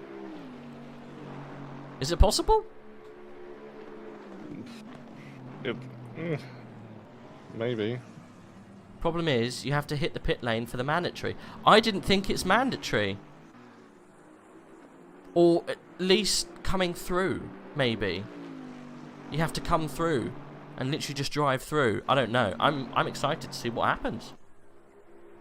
We need some information on rules. Where's Haiku? Haiku, give us the rules. Give us the facts about the pit stop. Is it mandatory or not? We need to know these things.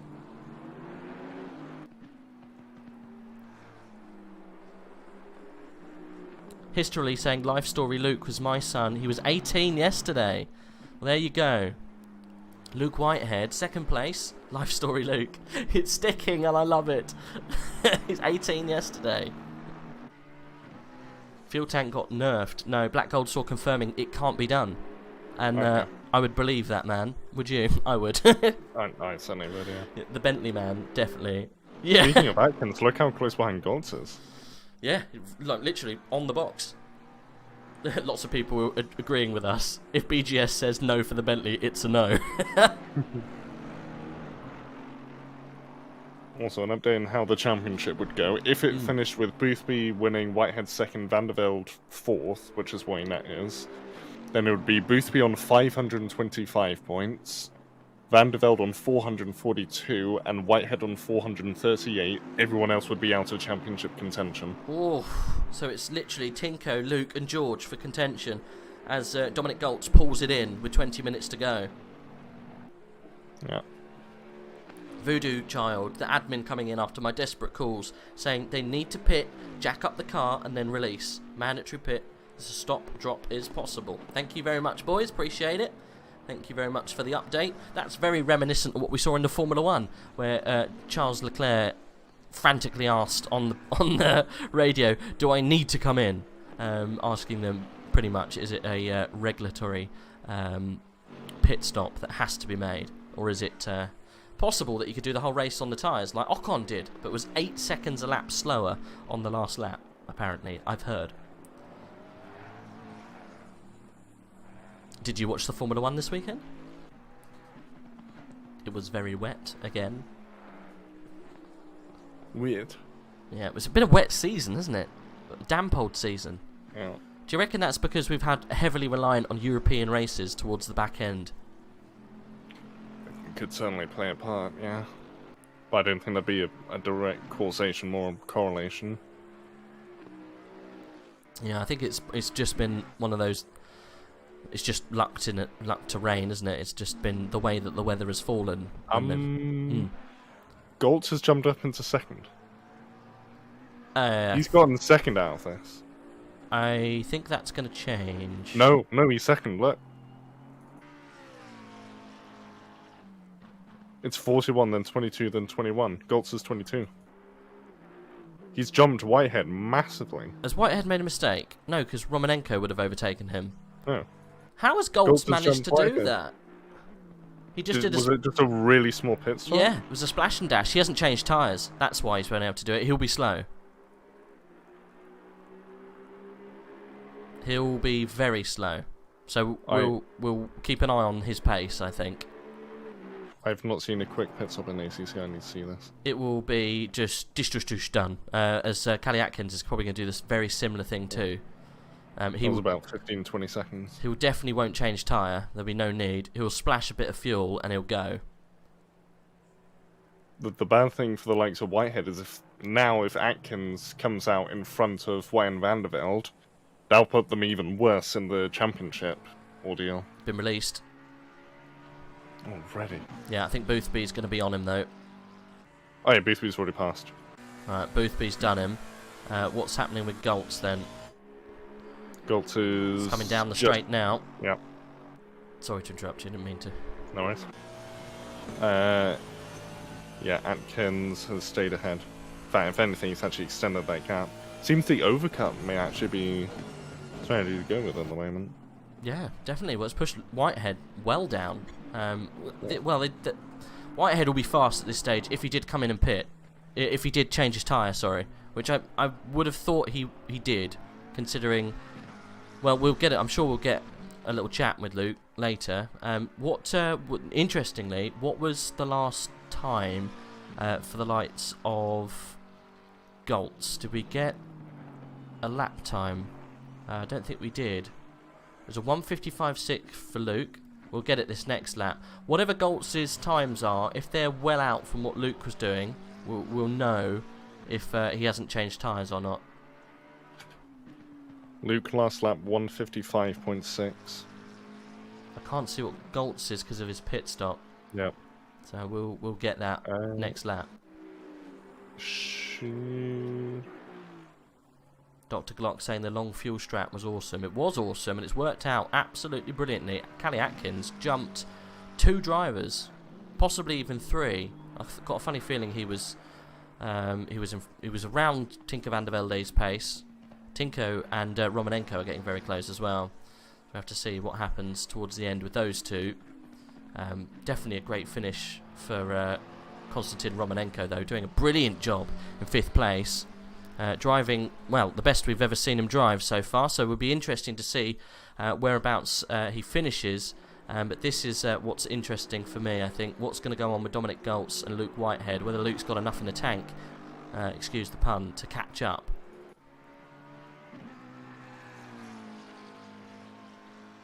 Atkins seems to be tiptoeing through corners, not sure if changing tyres will work. In full wet, the tyres will last you 90 plus. Yeah, this was always the conundrum, whether some people stopped for tyre or not. I've got a funny feeling, looking at the pace now, that Luke Whitehead possibly didn't stop for tyre. He just did the fuel. Looking at the time difference, 55 dead for Whitehead last time around. Dominic Goltz was a 55.6, so it's very, very similar. It's not the same, but it's similar.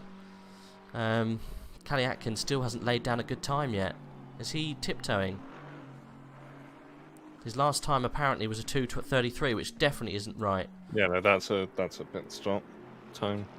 Well, he's coming through... Oh, Jesus, Lesmo at the moment. Dominic Goltz is right behind. Let's maybe drive on board with Atkins and just see what the... how much that car is either pushing or slipping. Also got some news in terms of the championship. Because of Atkins and Goltz jumping in, Whitehead is now out of the championship contention at the moment. Oh, gee. He's out of range right now, and Van der Velde is 96 points behind after this race if it finishes as it is. Gee. Meaning, literally, if Boothby gets what's the minimum amount of points or so? Literally, Boothby can finish around 21st or so, and he'll still win the championship.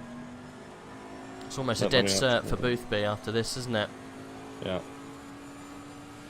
Just trying to see the minimum amount of points you can get. 26 gets you 10, so he could finish 26th and win the championship. So Callie Atkins' time last time around was because he went long in a certain section. I think it was turn 1. That's why it was a 2:30 something.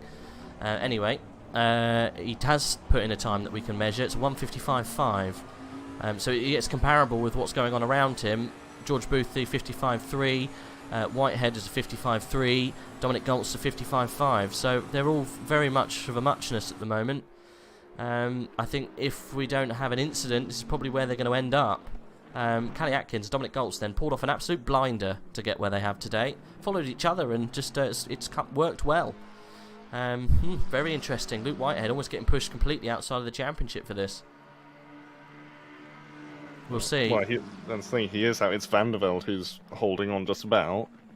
And looking here, if it finishes as it is, Boothby can afford to finish 32nd in the next race, and he'll win on countback because he has more podiums. Oh, gee. And then if he finishes 31st or above, he just straight up wins it at the moment.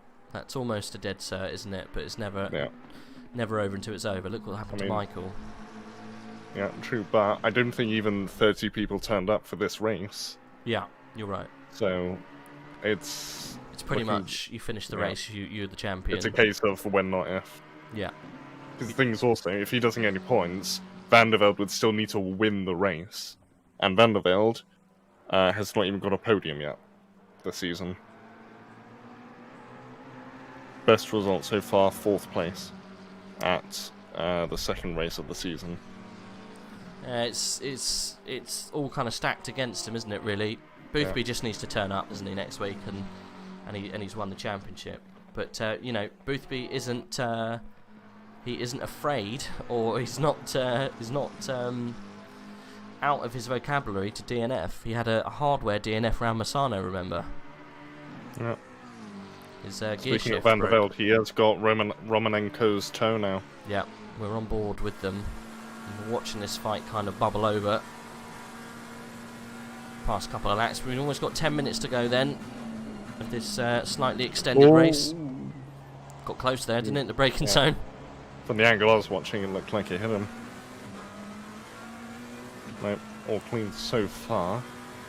But one mistake from Romanenko, and that's going to gain Van der Velde a few points, I think 6 points. Which at this point can only help with his championship troubles.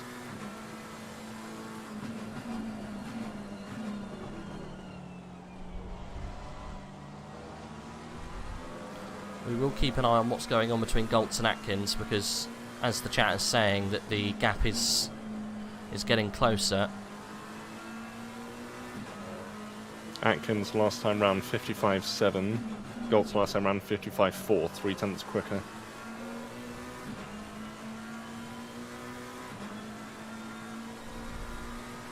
Masood is actually getting quite close to Jack Noller as well, in 9th and 8th. Yeah. Boothby will need to turn up and at least qualify for points by completing 70% of the race.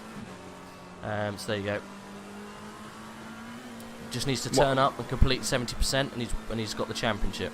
Well, that's the thing. If Van der Velde doesn't win, then surely he doesn't even need to turn up. Because obviously he will turn up to actually make sure. But if Van der Velde, like, crashes out on the first lap, then he can just pull off and become champion. He's got enough points under his belt to be able to do Van that. der Velde needs to win, and Boothby needs nothing, literally anywhere in the top 30. So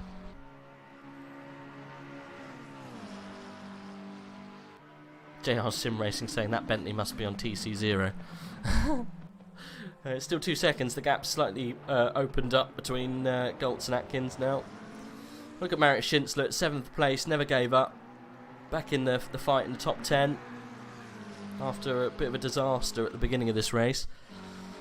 Never mind. Look at Masood all over the back of Nola.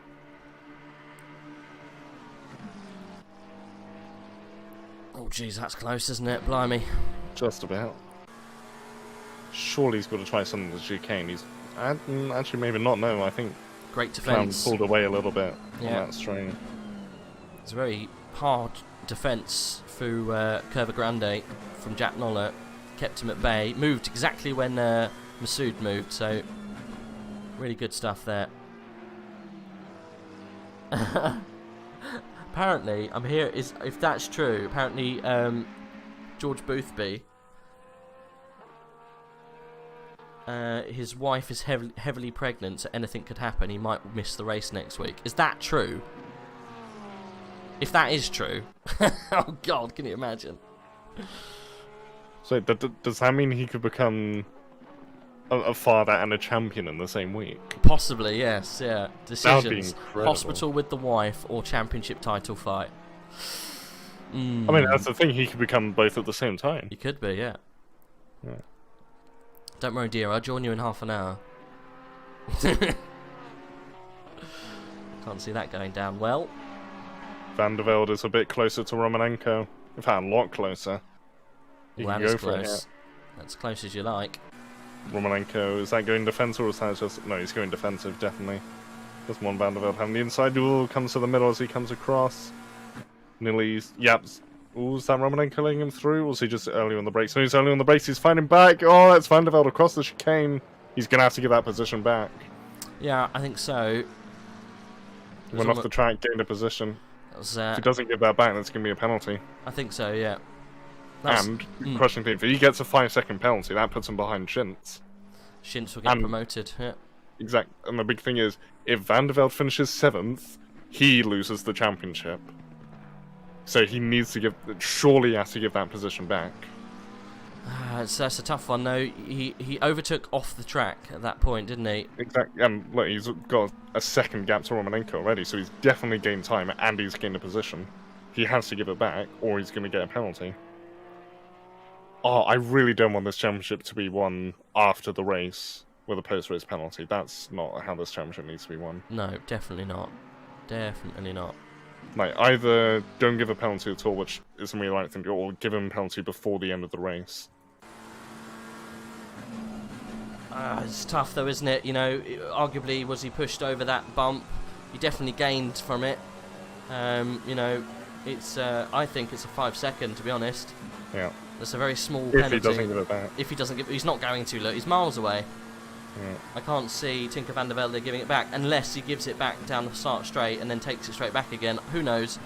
You can't. I'm just looking at it again on the replay, just watching from him and see if he actually makes a movement to force Van der Velde off. No, he's on the brakes the whole time. Yeah. Well, there is contact, to be fair, but Romanenko's not actively forcing him off. Apparently, Tinko was saying that he had a big push from the side. That's what made him dive for the runoff and the sausage curbs. But yeah, and also JR in the chat pretty much saying what we're saying. It's not necessarily the cut of the track; it's the time gained that's the issue. Yeah, exactly. Yeah, Goltz and Atkins actually come down to 1 second. We'll keep an eye on that. But yeah, Romanenko must be quite annoyed after what is a brilliant showing. losing a position through a bit of fisticuffs is a little bit harsh, but yeah, it's the time gained that's worrying. If only he'd just led off through Curva Grande and they went toe-to-toe into 4 and 5, then we wouldn't be having this conversation. I think he's also extending that gap. Well, he's extending that gap now just through raw pace, isn't he? But going into 4 and 5, he had half a second on him, and that's the no-no. Yeah. So, yeah, that doesn't sit right with me. I'm interested people around him aren't telling him he had to hold up and wait, because that's just the... Yellow flag, who's that? I think it might have been Shintz in the background, but I think we're all good. No, it was Hugo Mels. Oh, was he actually at off? the second chicane. He had a spin or such. I shall have a look on the replay. Well, we could do the same. We can do that now. Let's go back. Team VMS with Merlers. Oh, we went toe-to-toe with Torregrossa. Yeah. Oh, through 4 and 5 and just lost the rear. Didn't look like it was a tap round. It just looked like he'd unsettled the car. Yeah. Never mind. One of those things. Joins, loses position to Kieran in the meantime. Bykov seemed to have got through too. Ooh. Did someone make a mistake, or has Shintz made a massive improvement? Because he's only 2.6 behind Romanenko now. That's about right, I think. Shintz was slowly gaining. He was half a second quicker last lap. Chat's wading in on our conversation. He was forced off. The question is who was ahead. I still don't think you can punt someone off and then proceed to say he overtook me off track. So you're all saying that Verstappen squeezed by Hamilton as well, yet Verstappen got the penalty. Okay, well, I think there's differing opinions about that. I think me and Saf are both in the agreement. It wasn't the tap that was the problem, it was the time gained through cutting the track. Yeah. Yeah. I think if he had lifted to at least bring them closer, if not let them through, then I think it'd be just a racing incident. But the fact that he's gone off and very purposely gone, oh, you bumped me, I'm gonna run away now. That's the penalty of everything. There's a little bit of drama coming from Boothby. Apparently, the cat jumped onto the keyboard whilst he was leading. He had to. He was on his rig, out of reach of the keyboard. Had to call the wife to remove the cat. So that is. We'll remember that for the interview afterwards. We'll see what happened with the cat. We'll try and get the cat's name as well. Imagine for context. the cat cost him the championship. Can you imagine? Misano was a hardware, and then around Monza it was a cat that caused the issue. Oh, we're getting into Max versus Hamilton here. I think we're gonna. Oh, can we not bring up Max Hamilton? It just causes so many problems. Yeah, please leave us out. We've had too many weeks of that already. Yeah. Alex Talon, hello. I'm going to join the league. Thank you, brother. Welcome. You can join through the link on the Discord. And also there's been links posted for Apex Online Racing. You can join in the description below if you want to. I would probably wait for next season though, because this is the penultimate race. But there you go. Had to call his heavily pregnant wife to save his sim race. Well, I remember only 5 months ago my heavily pregnant wife, well not wife, but my heavily pregnant girlfriend at the time, whilst I was doing sim racing and commentary, she was curled up in a ball next to me on the floor.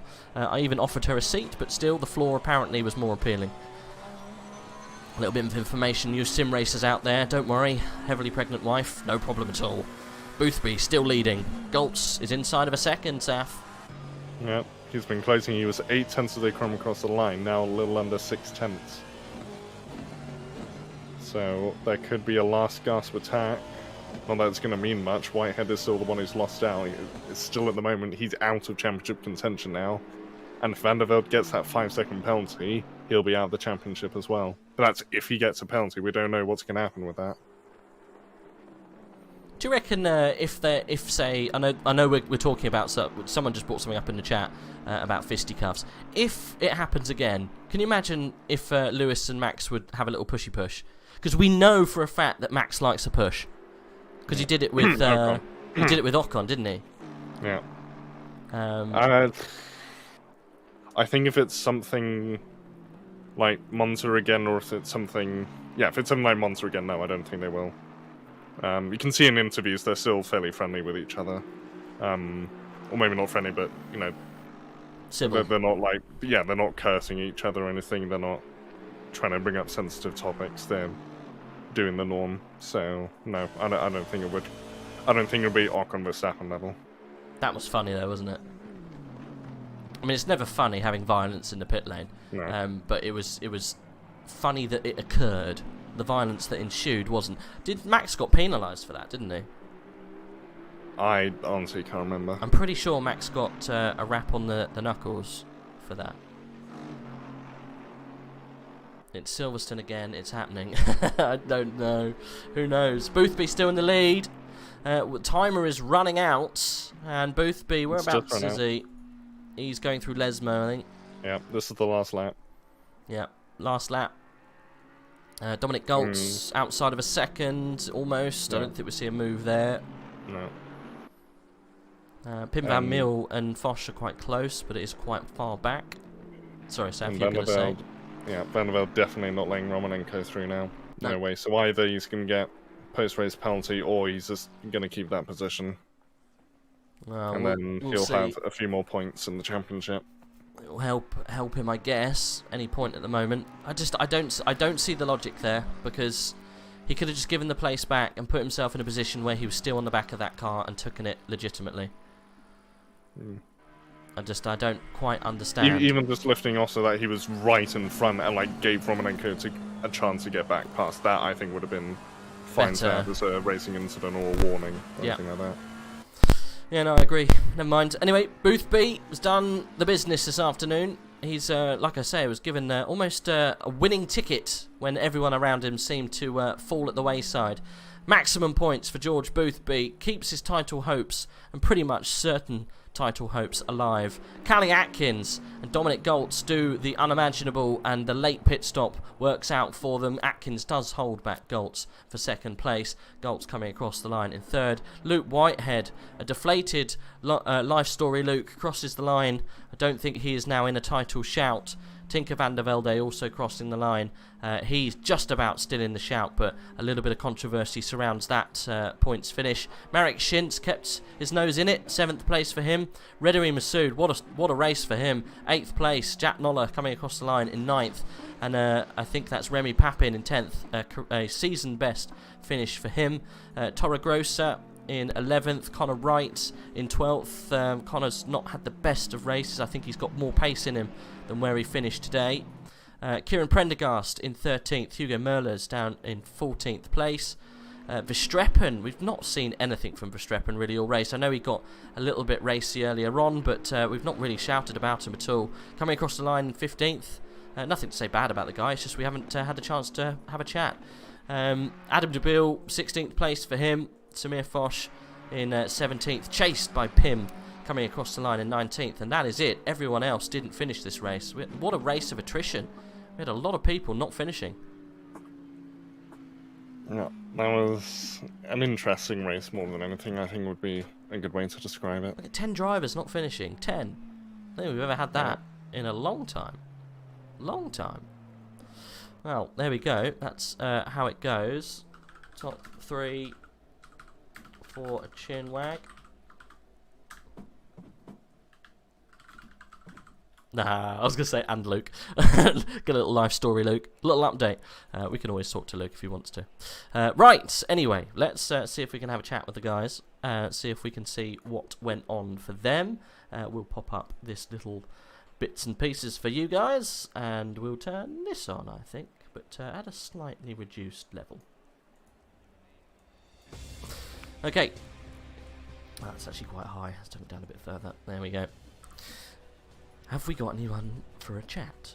It would be very nice to speak to Boothby. I'm sure he will come in a minute.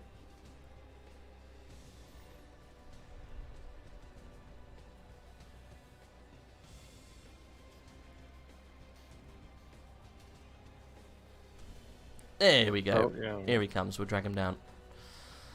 Well done, George. That's maximum points for you, buddy.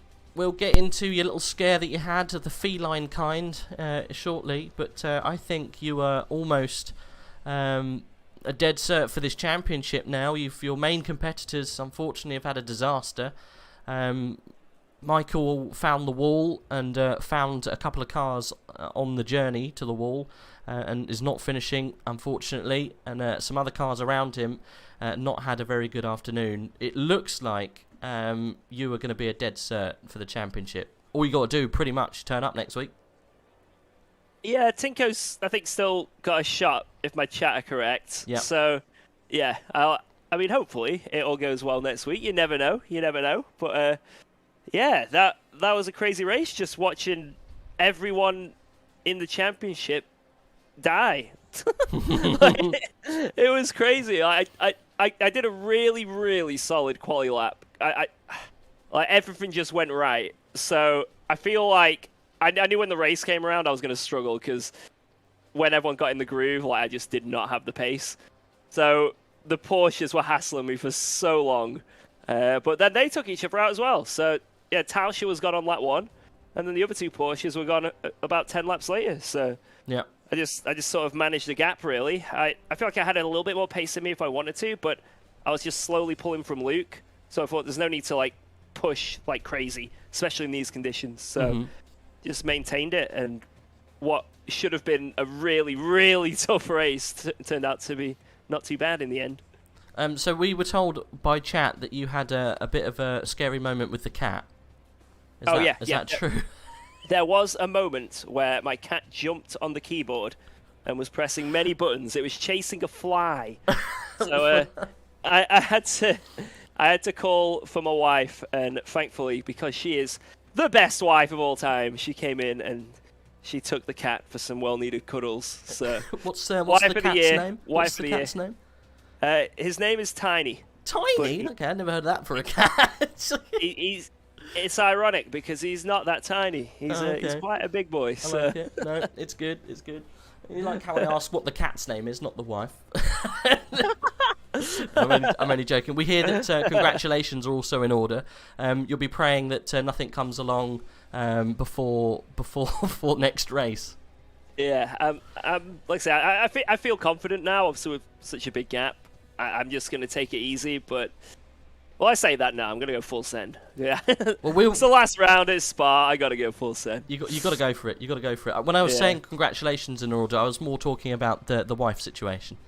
Oh. Yeah, I guess, yeah. Nah, thank you, man. Thank you. Chat tells us that she's pregnant. Is it your first? Yeah, it'll be my first in December. Okay. So, well, I'm pretty prepared, I feel, but mate, trust me. Trust me, you ain't prepared. I can hear mine crying in the background. It's constant. Anyway, relentless. You'll be knee-deep in feces in no time at all. I can't wait. Yeah. I cannot wait. No worries. Well, congratulations on the win, and well, best of luck for next week. I'm sure it's going to go your way. I'm not going to say any more than that, because I said today... Well, there you go. That you've done it now. Well, no. I said today that we're definitely not going to have a title decided tonight. It's unless disaster struck, and it looks like just that happened. But well done anyway. You kept your cool in what were pretty tough conditions. Yeah, thank you so much, man. Cheers. No problem. Speak soon. Take care. Bye-bye. Let's get Dominic and Callie down. Let's pull them down together, because they had a great race this afternoon. Callie Atkins, Dominic Goltz, welcome to the chat. Second and third place. We'll start with you, Callie, if that's okay. Dominic, we'll come to you in a sec. Great performance under pressure. Both of you decided to stay on the same kind of strategy and pit much later. Didn't take the tyre as well, which decisively got you a podium finish. Was that always on the cards? I guess you've locked in your strategy from the beginning, right? Yeah. So I was always gonna go 120 litres in that, but wasn't very confident with the Bentley in the wet. Tried to make us up that wouldn't slide too much, ruined the tyres, had to stay quite calm throughout that race, and managed to pick one off, and managed to overcut even the people ahead and finish second. Yeah, well, you overcut Luke Whitehead, I think Tinker van der Velde, and I know you, Dominic, were fighting for most of that race, but it was definitely the fastest way round, by far. Not having to do the tyres and coming in. But we saw you almost threading the needle through Ascari with that setup. It looked like it was on a knife edge at some point. Yeah, it was very scary, but managed to keep going and not bin it. It was quite hard throughout that. Yeah, well, mate, you've had some good finish. We didn't talk to you. Unfortunately, I was off sick the last time you managed to get a podium, but you bettered that position by coming second. So congratulations on your second podium of the season, but your second place of the season as well. It's looking good. Yeah, it's looking good. I'm looking forward to Spa. We have quite a strong setup, so I'm looking to be at the front again. Yeah, I think you've got everything underneath you to make it happen again. You're currently, well, you were 8th in the championship, so this points haul is definitely going to get you a little bit further up. I'm assuming, I know Niels didn't finish. You should jump, or at least get close to him. Well, you won't jump him because he's a little bit further up, but you're going to get a little bit closer anyway. With a good points finish anyway, next race you might be able to make some moves to finish a little bit better at the end, but well done. Thank you. No Thank worries. you. Dominic, pretty much same questions for you. You locked in the setup at the beginning there. It was always looking to do a late pit. A little bit harder in that car though, right? Actually, I was a little bit surprised that everyone else, like not everyone else, but like that Luke and I think Romanenko, he's called, that they went for new tires, because I think we had Imola last season, exactly the same race, 90 minutes in the rain. I don't know, the rain tire is just, it stays the same all the time. They held on, yeah. No, I've got a funny feeling that they did go for the tyre. You two didn't. You know, you decided to hold on, and that was definitely the strategy today. Yeah, like I said, I was a little bit surprised because I thought it's common knowledge that the rain tire is lasting at least for 90 minutes or even longer, and there's no drop off. But yeah, at the end, good for me. Yeah. Good for Kali, so we jumped a lot of guys and went to the podium. Yeah, no, definitely great job for both of you. You almost you got close towards the end, but you were racing together throughout that whole race. Did you ever see an opportunity to maybe put a move? Nah, no way. It was just more like hot lapping for 90 minutes than really fighting. Yeah. I don't know. There's Martin is just so bad out of the last corner. There's no traction at all, and Bentley just pulled away all the time. But nevertheless, it was good fun. Yeah. No, it looked like a very measured drive. Both of you did an incredible job to jump Luke and the other guys behind. I was so much so that I was shocked when Saf said, Goltz is ahead of Whitehead. I was like, sorry, what? No, it must be a glitch. I didn't see it coming. No, I don't think everyone was also bamboozled. And yeah, rightly so. They should have seen it coming after what happened last time out. But hey ho, you know, sometimes people forget. It's always good to have little secrets. Yeah, definitely. To jump the competition. Yeah. Well done at work today. It's your first podium of the season. Is it your first podium with AOR? I don't think I've spoken to you before, Dominic. I don't think we've had a chat. I know obviously you've always been a threat in previous seasons, but I don't think we've been up in the top 3. I think last season I had like two podiums or so. Okay, well I apologise profusely. All good, because it was always when you couldn't stream. Oh, okay. So it was like a relationship all the time. You couldn't stream, I was on the podium. Oh, okay. Well, I'm sorry. Well, there you go. We've mended those wrongs. But did you take part in the endurance on Saturday? Yeah, I did. Yeah, you did. We finished behind it. Yeah, I was driving for 4 hours at the end. What team were you in? The Revolution Sim Racing, white team. Ah, okay. So you were the guys that. Did you finish? Whereabouts did you finish? Were you in the silver split? No, it's the pro split. The pro but split. I think we caught up.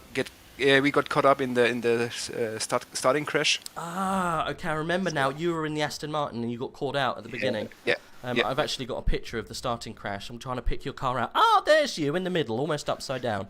Yeah. That's why I was our car. Never mind. Well, congrats on the podium, guys. Hopefully you can get a good finish in the final race of the season. Yeah, thank you. Thanks for the stream. No worries. Pleasure as always, guys. Thanks very much. See you next week. Can I say something? Sure. I'd also like to say massive thanks to my team Omega G Performance.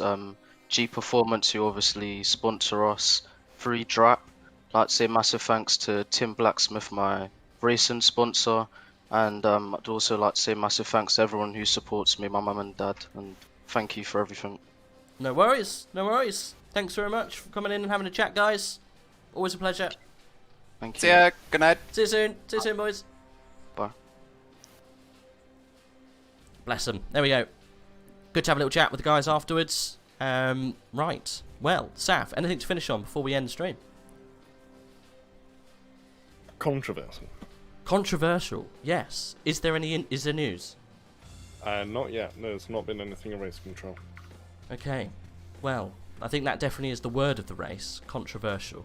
But yes, we will report back next week, guys, with any information that led to a possible penalty for Tinker van der Velde after that incident with Romanenko. That robbed Romanenko of a slightly higher finish than we've seen him finishing before. But still, it was a very good finish for him anyway. But yeah, a little bit of controversy. A little bit of controversy from those guys. We will definitely report back when we've got some more news. Thanks for the stream. Thanks for keeping us entertained, guys. Thanks for all the dads in the chat. We will be back next week, same time, same place. Stream starting at 7 o'clock, and we will go live at 7:30. You can join our colleagues tomorrow for Tier 2. I think we've got Tim, and I possibly think it might be Cardinal tomorrow. Let me just double check. Yes, it's Timosaurus and Cardinal Smith for the Tier 2 race tomorrow around Monza. That again will be starting at 7:30. So do join us for that. But for me and Saffzo, we'll see you next week. Same time, same place. It's been a pleasure. Goodbye. Rainy days. Controversy. Anything else? No, it's good. It's good? All good. See you later, guys. No.